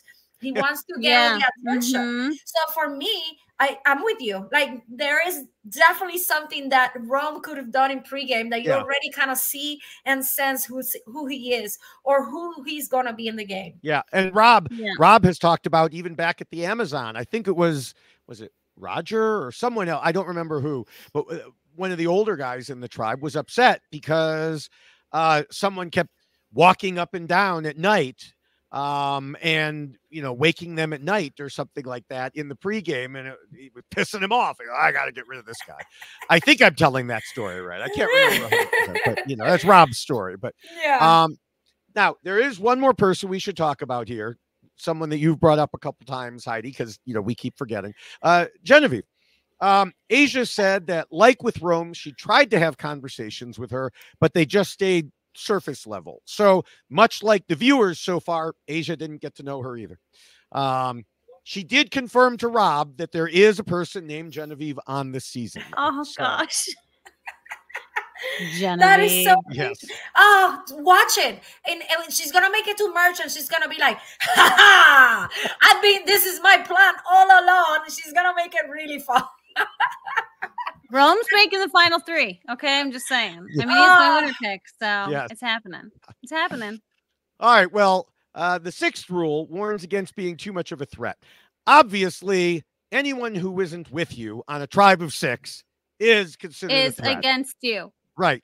And is considered a threat. So from that standpoint, Aysha and Saul were both threats for Rome and Genevieve. The real question is where they stood with Teeny and Keyshawn. We talked earlier about Aysha mentioning that Keyshawn told her that he worried that she would vote him out once they got down to 4 if he and Teeny stuck with her and Saul. And while Aysha was surprised he was thinking that far ahead, we discussed how, at least from my perspective, it's something people think about. And, and that did indeed sort of make her somewhat of a future threat to him.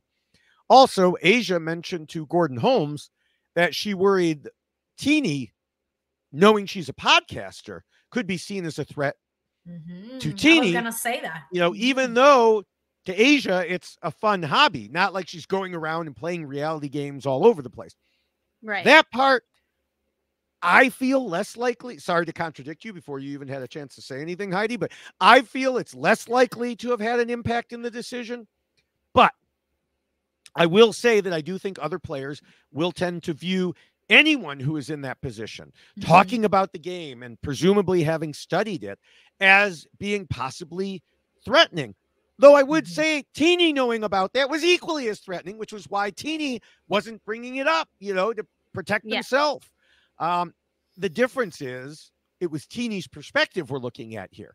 Another way Teeny might have felt threatened was they knew Aysha's secret, and Aysha might have felt that was a threat and turned on them, much like some people watching. Yeah, because some people watching Big Brother 25 thought Jared should have turned on Izzy to protect the secret of him being Cherie's son.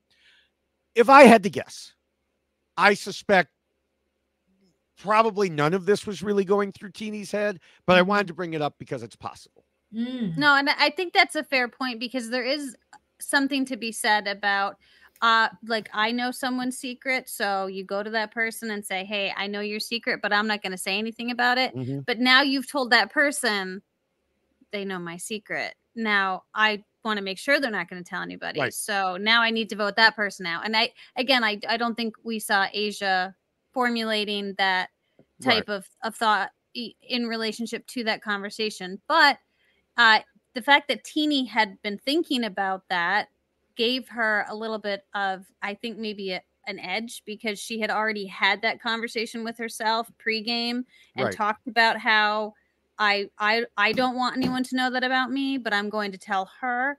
And it is an interesting step in that direction, because it can be a problem if you're going to open up and make an admission like that. So Teeny, I think in that moment, was being vulnerable and saying, hey, I'm going to let you in on something I know about you, in hopes that it wouldn't come back to bite her. And we didn't see Aysha processing it differently, but I think that that's a very interesting idea that could have come from that conversation.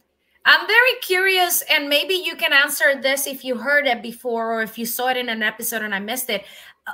Many times when you are introducing yourself in the first episode, right? You're like, I do this, I do that, da, da, da, da. I don't know if Romeo said all the things he does. I had to Google it to see exactly what he is. It says eat sports commentators, right? And if Aysha said details behind what she's doing. Oh no, she did not reveal she was a podcaster not. Because that's, I mean, that's not her regular job. Her regular job is with computers. I think like IT for HR or HRI. I don't. But Teeny knew. It makes you wonder. Did she reveal this to anybody else? Is there more conversations? Because the reason I say that, and this wasn't shown even for my season, but we had an NFL guy, Brandon, friend of mine now, right? As soon as you see him, even when we saw him and never talked to him until we merged, we're like, he's totally an NFL player or basketball player, because you see him and his tattoos are so beautiful. You're like, that's a guy that is definitely an athlete, even though half of the people didn't believe him. And it's one of those. That's what I need to do for people to think I'm an athlete, is get tattoos. Well, you have tattoos. Yes. Beautiful, like, art. And you're like, those are expensive, nice art on your arm. That's how, seriously, that's what we talk about him, right? But that's the kind of thing you're already kind of thinking, strategizing behind him. So when we saw him that he did one of the balancing challenges so well, and he's probably over 200 and something pounds, you're like, this guy is legit from athleticism, right? So it puts a target. So bringing that back into here, if there's some discussions that are happening that maybe we didn't see, that talks about who they are, you know, like Aysha being part of this, could have put a target on her back for some of them. It's very interesting. I would love to hear from some of the other members of that tribe to see if they talked about what they do in their real life, because I think it does put a little bit on the back. I mean, people don't say they're lawyers because the lawyers go out quickly or whatever, right? So I mean, I wasn't a podcaster when I went out, so no one knew that I was lying. But she put herself out there as potentially getting busted right off the rip. Yeah, I mean, from everything we saw, she did not give that information away, and neither did Teeny, because like Teeny said, both in the pregame and to Aysha, if I tell other people, that reveals that I'm so deep into this world that I could recognize you on sight. Yeah. You know, and so Teeny didn't want to give that away because it makes them look like a threat as well. Right. But there's a but there. If you're going to be in Survivor and you're like somehow you get a call and you start going through the casting and you're not doing your research with the podcast and everything that's happening, you're not doing your homework. So I feel like could be more people that know about Aysha that they may be saying it out loud. You'd have a good excuse as to why you know. Like, coming out here, I started prepping and I was watching podcasts. Right on. You know, there's this podcaster that just happens to be out here. That's something you could have worked into the conversations for sure. I think could have, if Teeny needed a reason. But Sure. I don't think Teeny needed a reason. I think Rome was taking care of that aspect of it. Yeah, that's true. He wants everything for Yes, himself. yes. Yes.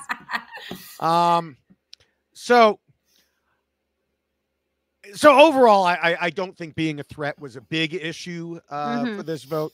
I think there were plenty of other factors, some of which we'll discuss. And now we'll get to in a minute, we'll get to Appendix A, which, I think there are more there, some of which we've hinted at already. But before we get there, we do have Rule 7, which covers idols and advantages in game mechanics. And now Aysha, of course, didn't get any trinkets because Rome hogged them all. But there are still things to discuss about how she dealt with that situation. But even before then, she had a decision to make related to game mechanics just a few minutes after landing on the beach. Many of us wonder, why would you volunteer to go compete for tribe supplies? Yes. And, like everything else, there was a bigger story here that wasn't shown. She didn't just suddenly say, I'll go. Instead, she noted in interviews that nobody on her tribe wanted to do it, just like a journey, Jessica. She said Saul was willing if they knew it was going to be strength, but Jeff was like, I'm not telling you anything. And Keyshawn kind of half-heartedly said he could, but they didn't know what they were getting themselves into. So Jeff was harping on them, like, pick one. And Aysha stepped up because, as she told Mike Bloom, whether it's strength or whether it's a puzzle, I felt confident going into it. Little did I know. Yeah, I didn't know that. I really thought she just volunteered. No, exactly. That's the way it looked again, but she said, little did I know it was going to be finding a needle in a haystack. Again, it does come down to, yes, they could have done it. But this, to me, Jessica, this is worse of a forced situation than the journey, because Jeff was like, you have to do it right now. Right. So it's like right now someone has to go, and which I don't appreciate. I don't like this, because this is the other part of what makes Survivor is the social game.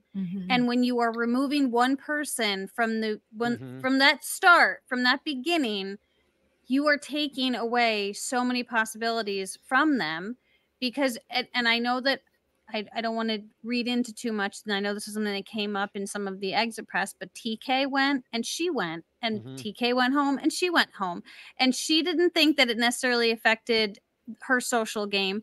But I do think that there's something to be said about missing out on those early moments. Yes. Because even though she had Saul that reached out to her right away, and Teeny reached out to her right away, there's still a huge gap in time, and there are moments that she is missing out on. And if Rome is someone who is going to become problematic to you, and you don't have those initial moments of like, okay, this is who Rome is, and this is how we're going to have to be working with Rome, then you come into already seeing that developed, and I really do feel like she's put at a detriment at that point. And so I don't think they should be forced to go on any type of journey right away, or do this sweat versus savvy crap right away and split people out. I just just don't do that. That's just me. Just me. Oh, they start digging. I feel again, the 6, they just make it harder. These little challenges on the very first day, it makes it harder. I totally, for anybody who's listening, who's going to Survivor, or you're going to apply in the future, never ever volunteer for the first one. Don't let them pressure you to go first. I don't think that's good for your game. I'm 100% with what Jessica said. Don't put yourself there. It does not matter. It really is a detriment. The first few hours is when you start making those bonds and alliances, finding common things amongst yourselves and things like that. It goes it is so important for you to give yourself that opportunity to be there.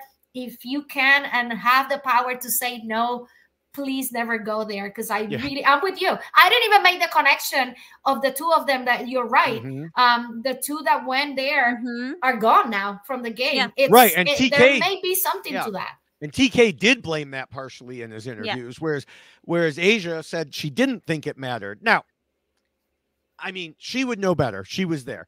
But it's kind of a butterfly effect, not the type we have, Jessica, but you know, we don't know what would have happened because we don't know who would have gone.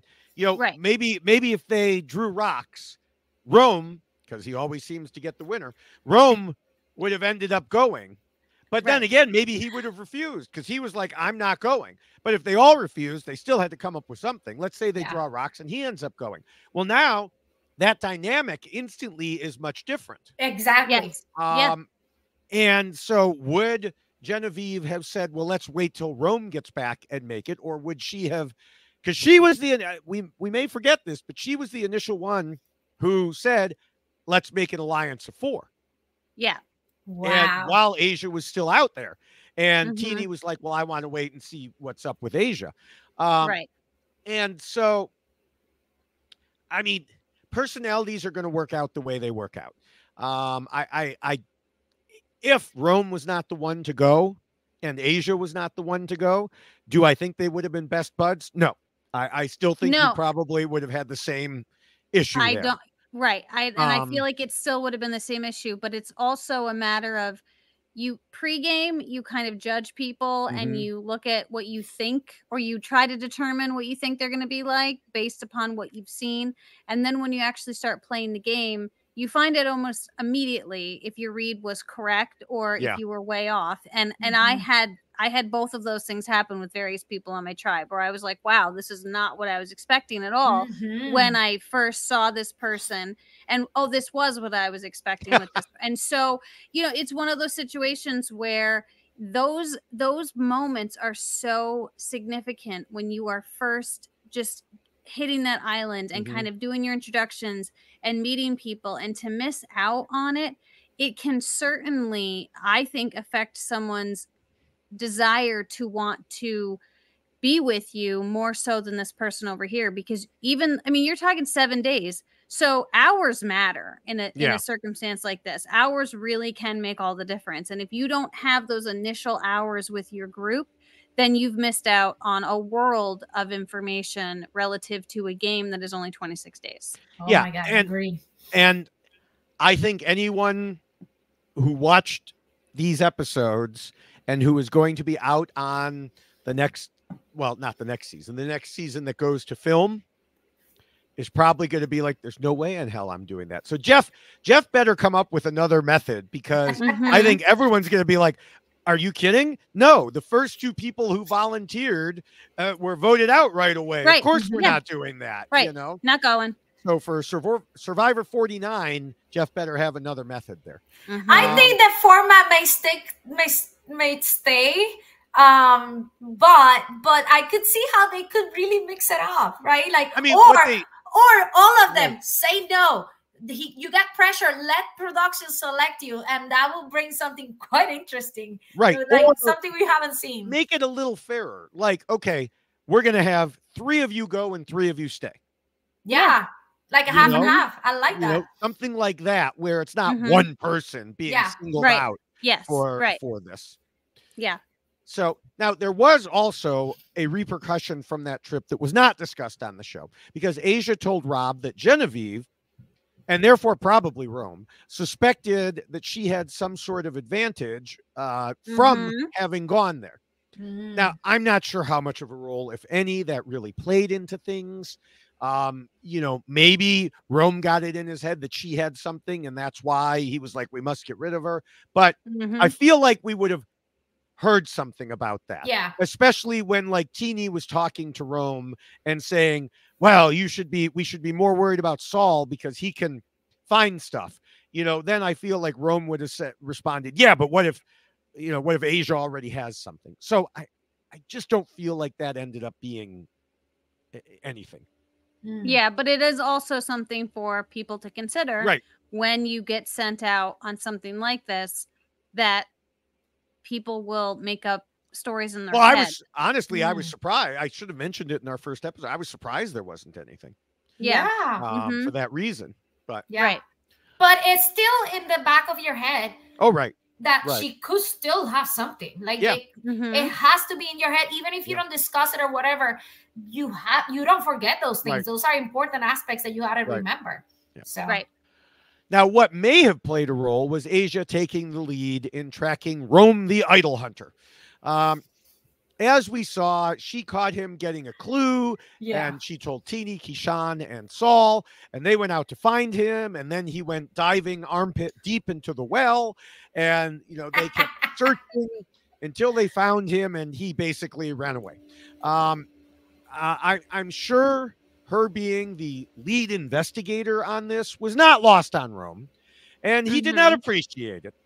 I also think that would have bonded those four more tightly. We already talked about them being bonded socially. Right.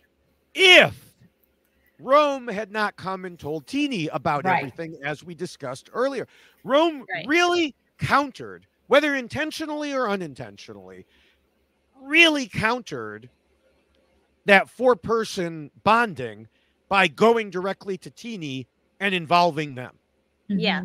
And that's very fair. But I'm with you. I think her, at least from what we saw in these episodes, you can tell that Aysha was going strong at that situation, right? Yeah. From the first two episodes. So it was one of those where she had something, right? Yeah. She was like, ooh, here's something. He's out looking. And you lean in on that because you're like, this is great information. Yeah. And maybe that's what broke a bit of their trust. So go ahead. I don't think it broke their trust. I think it bonded them until Rome kind of trumped it. It's like but what I meant was more with Rome. That's where Rome can probably see that she was leading the other pack into getting into him, and that may play into why he also felt like he needed to tell people to find allies, right? So it's one of those where it's like that whole thing, the way it was handled, probably didn't help Aysha into the situation of what just happened to her.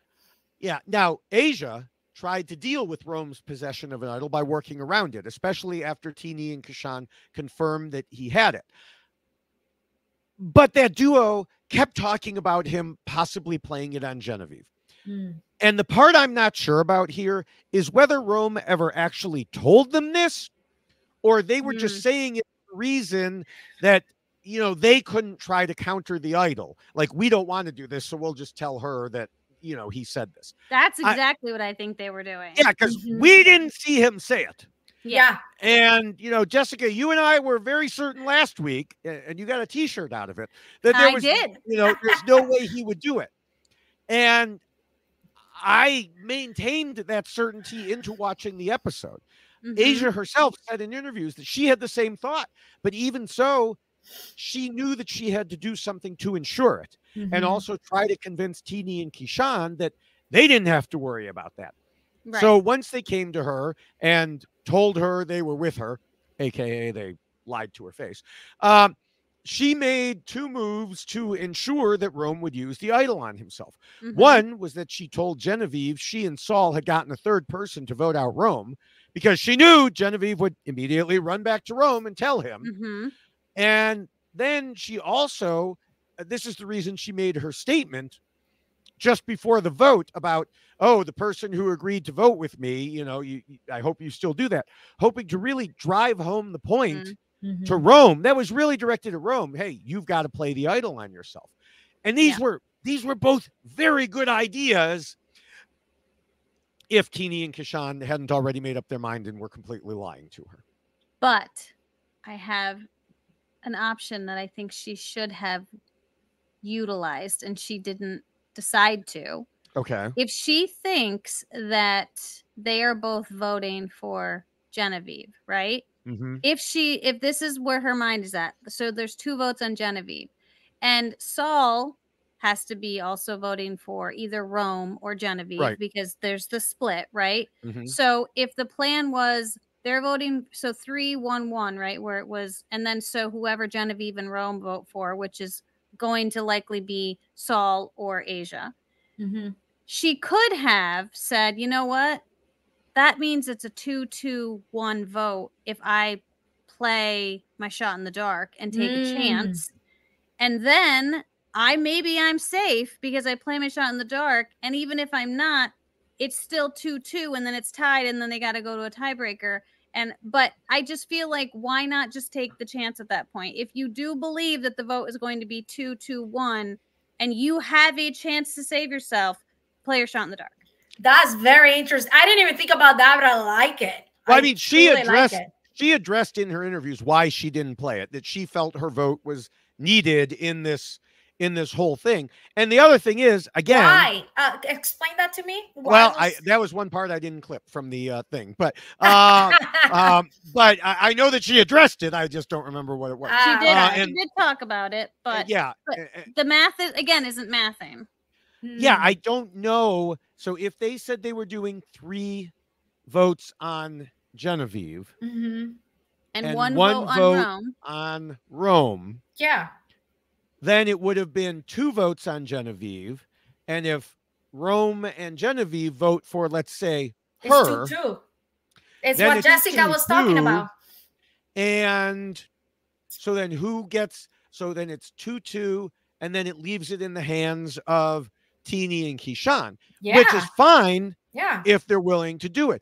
But remember, this whole thing for her, if you go back to it, and I don't remember if this was what she was talking about, but this whole thing for her was the loyalty test aspect. And if you tell them, I need you to vote with me, we need to make it a 3-1, and they say, okay, and then you don't vote and use your shot in the dark, you haven't just shot in the dark, you've shot yourself in the foot when it comes to loyalty. Because you just said, but at the same time, let's work through this. Okay, so if they still went along with we're going to vote for Genevieve, and it's the 2-2-1. So then when they go to the revote, now you essentially have a 3-2, right? If they're going to be like, well, we're going to keep Aysha, and I think she would have a legitimate response at that point to say, listen, I was concerned with myself, sure, and so I played my shot in the dark. I still think that she would have the ability to respond to that, because if she plays her shot in the dark and then all the votes are read and she finds out, you weren't being truthful to me, and maybe she gets lucky with the shot in the dark, so she saves herself, and she finds out that Teeny and Keyshawn are not on her side. Okay, and just by saying, go ahead. I just quickly checked the interview. The one factor we forgot about was that they knew he had either a steal a vote or an extra vote.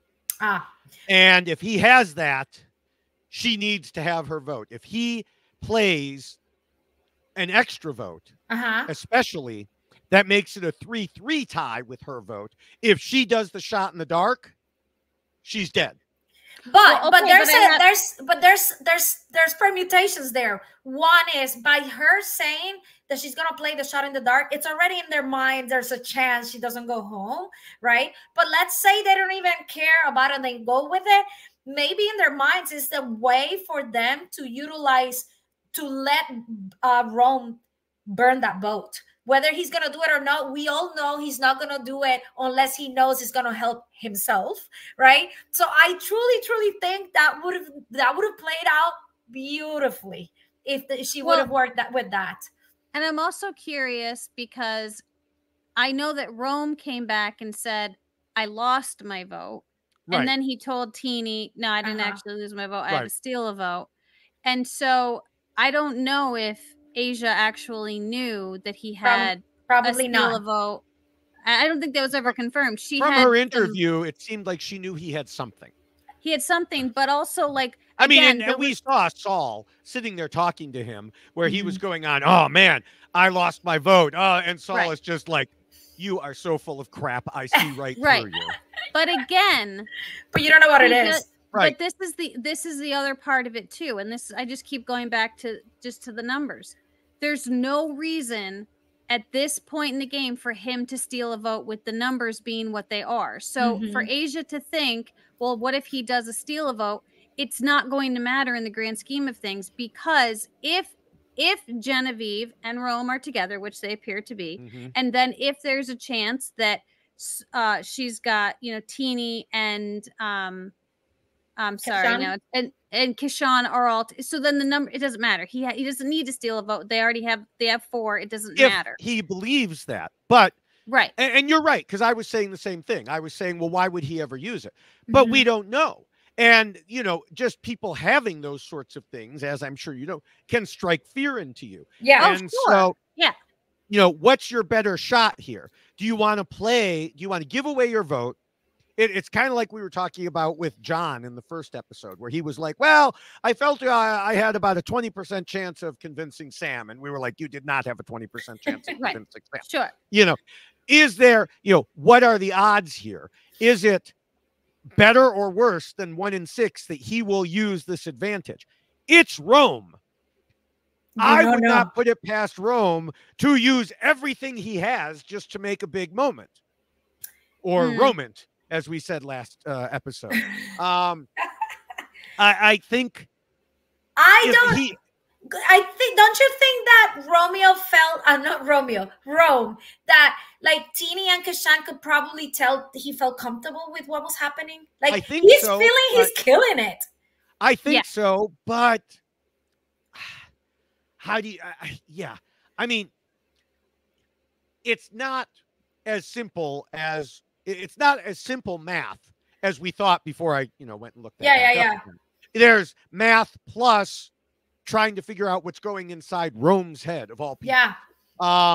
And clearly she didn't know what was going on inside Rome's head because she couldn't get in there. Right. And so if someone tells me, yes, you're voting, I mean, Heidi, you said it.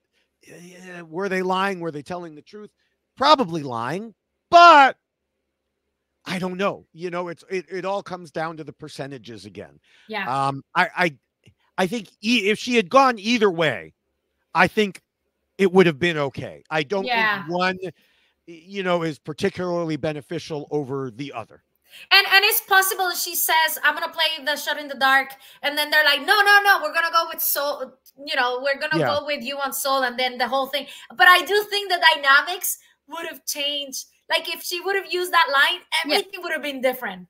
But also, she didn't even need to tell them. Just go to tribal council and let them believe. I think it would have been worse if she. Well, it couldn't have been worse. Right. If she had told them ahead of time, it wouldn't have worked. But if you're in tribal council and you're like trying to sell this, it's going to be 3-1-1, and you're doing everything you can to like lock it in that he's going to play his idol on himself, and this is really where I'm at. And then you go up there and you throw your shot in the dark. I don't know. I just feel like it's a chance worth taking. I think she could have used it. She probably, but at that time in the state of that conversation, she probably didn't even think she was the one going. So, but I'm with you. Like, at the end, if you have any sort of doubt that it could be you throw everything that you have at the moment. Well, and at that moment, all she had was the shot in the dark. But like you said, if you have any sort of doubt, but she also had the doubt that could he play his advantage? And if he plays his advantage, am I going to shot in the dark myself out of the game? Because we've seen that happen too, where someone throws away their vote and they get sent home because of it. Listen, if Aysha's listening to this, this game is hard. Like, oh my God, game, there's no shame at all, because I really think she was in a tough situation, and even within the rules and everything, this game is very hard. Oh yeah, we're just talking through it here. And we know everything, and we still don't have the math behind exactly. All right, well, let's move on to Appendix A. This is already our longest of the season, as I expected it to be. Sorry. Appendix A is about the players keeping their end goals in mind when voting, and we talk about voting out the weak, then the strong, then the weak, then the strong. Often at this early stage, the quote-unquote weak part comes down to challenge performance. But Jeff asked Saul near the beginning of Tribal Council if he felt this vote would be about keeping the tribe stronger or about alliances. And Saul said it was about alliances, and he was right, because, of course, that should always take precedence, as we saw last week when they voted out TK. And that brings us to a topic I've already mentioned a couple times. What was Teeny's best move? Because Teeny said on the show, I think you quoted this earlier, Jessica, I have to make the decision that's going to guarantee me going further in this game. And I think that was the real key point in all of this. It turned out that Rome sharing his idol info and advantage info with Teeny did solidify an alliance. And it overcame the RHAP alliance because if Teeny and Keyshawn had truly wanted to turn on Rome and Genevieve, they could have done a split on Rome and Genevieve and then broken the tie by voting out whoever Rome didn't play the idol. I'm presuming they were telling the truth that Rome threatened to use it on Genevieve. And yes, there was the risk he'd use the steal a vote too, but like we just talked about, was there any reason? Yeah, probably not. But we also don't know. Maybe he said something to make it seem that way that we just didn't see, that they didn't bother with because he didn't use it. But putting all that aside, both Teeny and Keyshawn are smart enough to figure this out. And all of this tells me all those options out there, and it's something I said earlier, it means they didn't want to turn on Rome and Genevieve. Yep. That is who they wanted to go with. And, we can't read minds. We've said that multiple times, but we can read actions. And my best guess as to why Teeny wasn't as worried about the Rome-Genevieve duo is because Rome keeps telling Teeny everything. So Teeny probably feels like Rome's most trusted ally, which puts them in a good spot. If Teeny turned on Rome to vote out Genevieve, Teeny would lose that middle spot. They would lose the information they've been getting. And not to mention, this is the guy who already got 2 advantages. So he would probably get back from tribal council and immediately run out into the jungle to find the re-hidden idol. Yeah. I mean, it's a really tough spot to be in when you have all of these things happening around you that you can't necessarily control. And Teeny just found herself kind of in the center of everything. And when you are the deluge for the information and everyone is coming to you and wanting to share with you, that really gives you a lot of power in the game, because you really do get to decide how this is all going to end up. Even though Rome is the one that's finding these things, Teeny really is the one that's saying, this is what we're going to do with all of this information. And I do think that there is a lot to be said about keeping those people who are with you.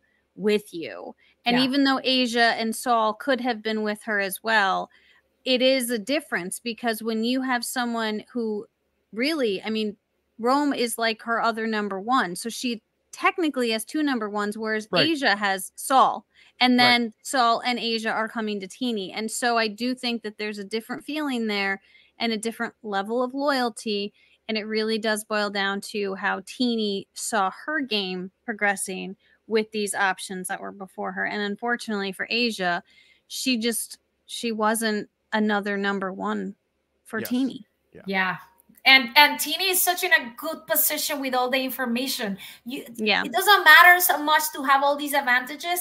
If you have the information and you have power behind the information, because I truly think she can work with Romeo to do certain things together. She doesn't have them, but they can do a lot of damage.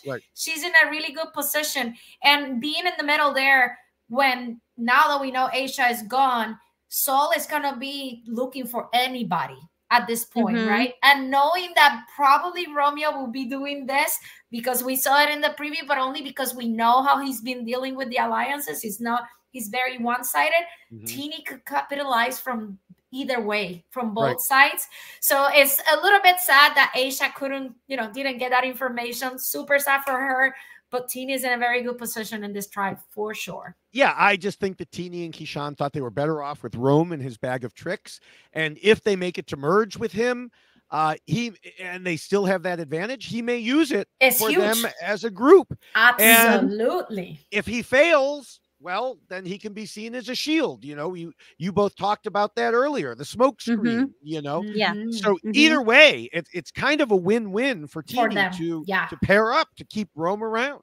But you said something that is awesome. I cannot wait for them to start looking again for the idol, right? Like we know, like if you use an idol, something comes back.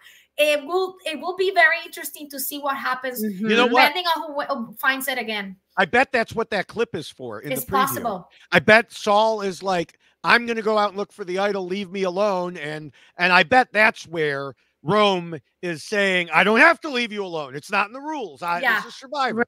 Right, I bet right. that's what that comes from. Very likely, very likely. And I actually hope Soul finds it, because then it kind of changes the dynamics. So, give it to me. I want it all. Now, before we leave this appendix and indeed the rules overall and move on to our final thoughts, I know our listeners don't need this reminder, especially those who are 2 hours into this podcast. But it's something I'm going to say anyway, maybe pass it along to other people. As much as some of us are Aysha fans, we have to remember everyone out there was playing their own game and doing what they believed was best for themselves. And I have heard that people were sending hate messages to Teeny and Rome in particular. Don't do that. Yeah, stop it. They were making their own moves. They were playing their own games. Yeah. We like Aysha. We don't like that Aysha is gone. But you have to allow people to play their own games and don't send hate to anyone. Yeah. Yes. We're humans. Don't. We're human beings. Yes. Yeah. These are all real people playing a game for $1 million. And that's what we have to remind ourselves. Yes. That that's what's happening. So you can't be sending hate to people. It's not okay. Not okay.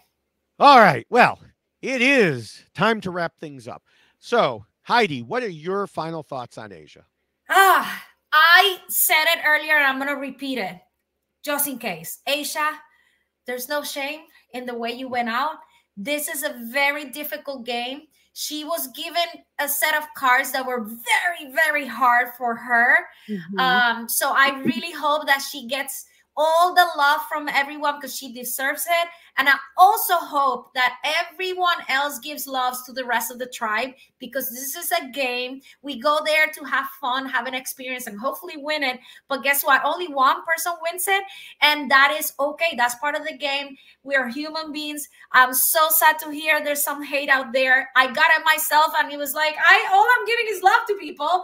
Listen, we are human beings, so I really, really hope to end, at least from my end, give love to everyone, give love to Aysha. I love her. I met her, and I loved everything about her, so I really hope I get to see her soon as well. All right, Jessica. All right. Well, I do feel like Aysha, as Heidi said, was handed a very tough stack of cards in this game. And I really, truly believe that sometimes there are parts of the Survivor universe that are outside of your control. And one of those things that is outside of your control is who you end up on a tribe with, right? Yes. You don't know who you're going to be with, and you don't know if you're going to jive with this person or not. And you don't know how that person is going to affect your game. And I do feel like Aysha found herself in a very, very difficult situation, because not only did she have a Rome, she also had a Rome who had a Genevieve. And then she had a Rome who had a Teeny. And then she had a Teeny who had a Keyshawn. And then there was she and Saul. And so it puts you in this spot that you really can only do so much with.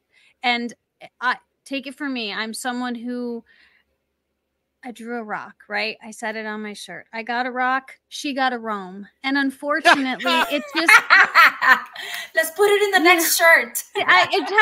There are just things that are outside of your control. And yes, we make decisions, just as I made a decision relative to going to rocks. But there are things that lead you to that decision, right? And there are only so many things that you could control. And you can't always control what other people in this game do. And when you have a group of people that are group think, and this is what we're going to do, and this is the decision we're making, and in my case, it was, we're going to go to rocks because this is where we're at. And in Aysha's world, it was, well, it's really you or Saul, and we have to make this determination. We have to decide what we want. And Teeny was really the one that was controlling all of it. And so unfortunately for Aysha, she found herself in a circumstance that she could only do so much with. And we've gone through the permutations and the what ifs and the possibilities, and could have been this, could have been that. But this is what she had, and this is what she had to play with. And so, Aysha, I feel for you. I understand. Again, you went in there with a plan, and you tried to carry it through, and you did what you could with what you had. And unfortunately, sometimes the survivor gods are not on our side, and we don't know what we want. And so, unfortunately, as I said, you got a Rome, I got a rock, and it sucks, and I'm sorry. Well said. Well, I mentioned in the intro to the rules that Aysha came in knowing how the game could trip people up. And that's why she wanted to focus on social relationships. From everything we saw, it appeared she really did a great job with most of them there. The problem was there were still, as you said, Jessica, some things outside of her control that even tripped that up. She had a group of 4 people who seemed to all get along great. They shared opinions on the way Rome was acting. But while social relationships can and often do lead to strategic ones, sometimes there are other factors that overwhelm them. And that seemed to be the case here. If the decision had just been based on social game relationships, I think Teenie and Keyshawn would probably have had an easy choice. But other factors greatly complicated things. Teenie and Keyshawn seemed to try to give Aysha a way out or a way in, but she was in a predicament. She couldn't read Teenie and Keyshawn's minds. Were they giving her, as she described it, a loyalty test? Or did they really want to work with her and have her vote the way that they wanted to, even though they didn't actually need her to do that? She made her decision and stood firm on being loyal to her closest ally, hoping that would show that she'd be loyal to them as well. But that was not what they were looking for in this situation. As Aysha told Rob, it felt like it was out of her hands because it was up to the middle duo of Keyshawn and Teenie. And like I said in Appendix A, Teenie trying to figure out which move was best for them was the key factor in the whole decision. That's right. In the world of TV and movies and plays, writers are given the advice to show, don't tell. The rock group Rush even had a song by that name. Some of the lyrics say, "Who can you believe? It's hard to play it safe. But apart from a few good friends, we don't take anything on faith." There were no good friends on Survivor, and nobody could take anything on faith. Rome was able to show his loyalty to Teenie by telling them about the Beware Advantage clue, the box, the idol, and the vote steal advantage. Aysha could only tell, and that wasn't her fault. She just had nothing she could show with until they went to Tribal Council, where she could show where her loyalty was with her vote. But by then it was too late. The votes were cast, and that is why Aysha lost. Aw. Sad. Yes. Sad. Yeah. Send me your love, Aysha. I mean, she's part of the family. She was part of the family before. She's more legit part of the family now. Wait, does that mean I'm not a legit part of the family? Ouch. No, she knows Ouch. what happens behind the Right, scenes to right. really now know Yes. what it is like to be there. So, and she was hungry, I'm sure. Yes. All right. Well, before we get to our predictions for next episode, I want to remind everyone very quickly here that the rules we just discussed are available on poster form, poster on a t-shirt form, That's right. and checklist form. So I again, think you said something about the cracked delivery department or something. What? Yes. What do you mean? You asked me that the first time I brought it up. And I forgot already. Oh my goodness. We're gonna have to have a discussion offline about our crack Apparently, delivery. 'cause I'm like, what is So anyway, go to Rob has a podcast. Rob has a website.com/YXLostFeed to order all of those. Otherwise, Jessica, how can people reach us? Oh, well, you can certainly look for me on Twitter. I am at Jessica Lewis 89. I'm also on Instagram at Jessica Lewis 6789. And I've said this before, I steal most of my Instagram content from David Bloomberg because David Bloomberg has an insane amount of social media presence. But before I talk about him, Heidi, is that your Twitter handle? It's everything handles. Everything. So at Heidi Lagares, and that is Twitter, Instagram, and pretty much everything. So you can find me by Heidi Lagares. So definitely follow me, send me messages about today. Did you not like what I said? Because I would love to talk more. Oh, I love that. And Yes. David Bloomberg, we know, loves to talk, right? And we know he loves to talk online in every social world that exists online. And so he has a link tree that allows you to connect with him in all ways you can imagine. So David Bloomberg, why don't you tell him about your link tree? Yes, you can find all my various accounts through my Linktree at Linktree/David Bloomberg with a dot before the EE in Linktree. Or you can find me directly on Twitter and Blue Sky is at David Bloomberg. On Threads is at David Bloomberg TV. And at David Bloomberg TV is also my name on YouTube, Instagram, and TikTok, where I've been posting lately over the past couple of weeks, like 4 videos per day.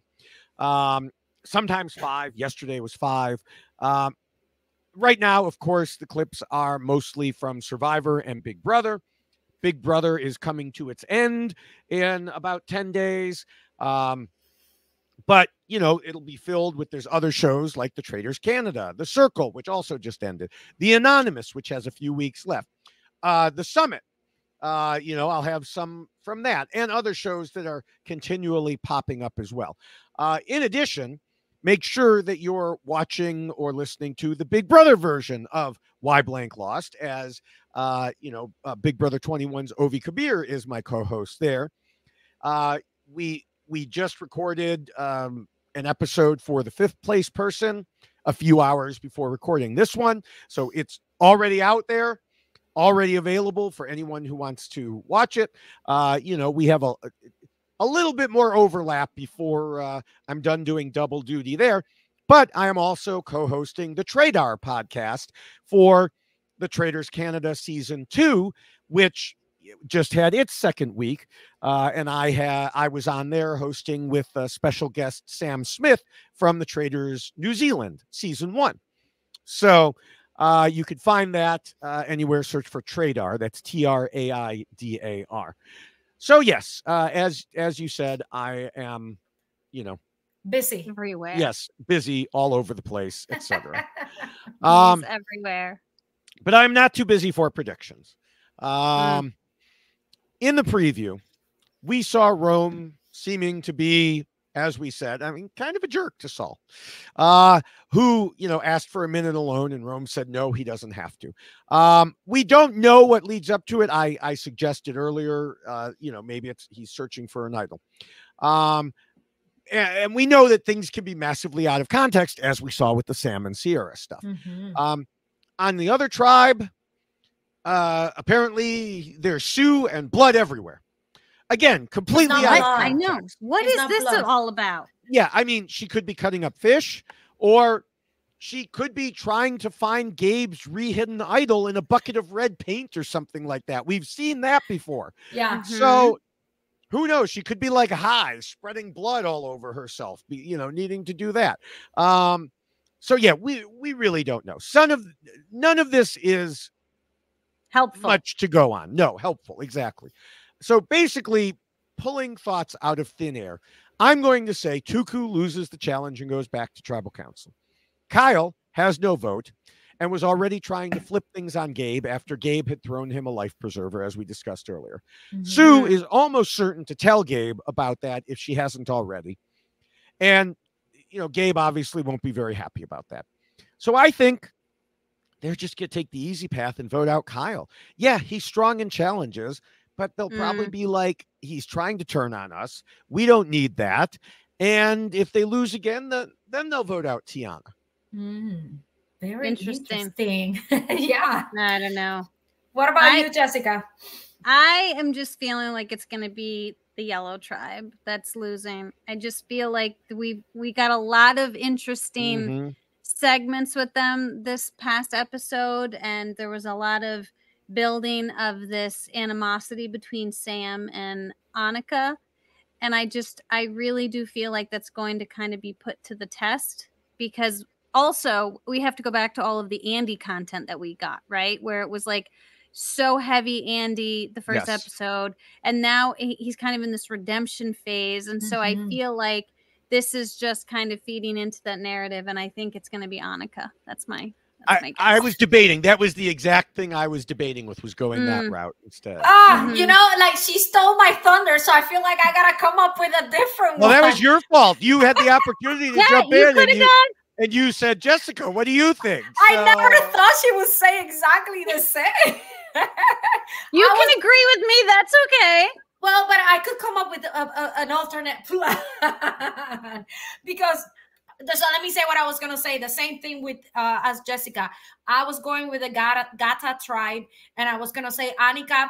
I feel like they showed us this in this past episode for a reason, because they're building for what is coming. So I was going Annika as well, but I could totally see the Tuku tribe also losing. I think, I know Gabe played the idol and all of that. I think Gabe, I think Kyle is gonna get out of the hole. Personally, maybe because I'm biased, I want him to get out of the hole. I think Gabe could possibly be the one going home. He's kind of turning against some of his the members of his own tribes. He's showing no loyalty to them, and somehow I feel like that's gonna turn back and go back to him, and he may be the one going home next. Okay. All right, so there we have it. 3 different possibilities there. So, as we wrap up, I want to encourage people to check out the RHAP patron program at robhasawebsite.com/patron. And also make sure you're subscribed to all of the RHAP Survivor podcasts by going to the newly updated website, WeKnowSurvivor.com, where you can find your podcast service of choice. And, make sure you get all of the Survivor content on RHAP, including, of course, us. That's right. Can I thank people now? Yes. I never, sometimes I'm like, okay, I think he's done. I would like to thank everyone who does the editing for not only Why Blank Lost, but all of the content that you see on the RHAP page. Scott St. Pierre, you are fabulous. Jessica Sterling, you are too. And all of the team that works with these 2 editors and producers, we appreciate all of the work that you do. Again, not just for this show, but all of the shows that you can watch, listen to. But mostly for this show. Okay, mostly for this one, I agree. So that's fair. That's certainly fair. So thank you for all of the work that you do. We really do appreciate it, especially for our show. But anyway, so Heidi, thank you so much for joining us. This has been lovely. Thank you. We really love having you. It's always so much fun. And thank you, listeners, for hanging in there for 2 hours and 16 minutes, now going on to 17. We appreciate you so much. And David Bloomberg, thank you for losing your winner pick. I love you, Aysha, but I mean, come on. David is always giving me so much guff because I'm so never. terrible I would never do such a thing. I don't know where you're getting that from. Never, okay. Never. I believe it's all recorded. If we really want to go back and find it, you go find it then. I don't believe you. Jessica got it rock and she got it Romeo. So Rome. Yes. Oh, I keep saying Romeo. Yeah, I know. Rome. Oh, Romeo, I love you too. I miss Romeo. I got my Rome. She got it right, and she got it Rome. Yes, not a Romeo. Yes. Thank you, Heidi, for coming back to have some fun with us again. And it's always great to have another engineer as we try to figure out the math here, and the lawyer was doing more math than we were. I don't know what's going on. I love it. I love it. Thank you, Jessica, as always, for another great episode. Next week, we will be back with Liz Wilcox. Woo! My friend Liz. Yay. So, yes, we will be having a lot of fun with that. Again, Heidi, thank you so much for joining us. Thank you for having me. So until next week, we will see everyone. Bye. Bye.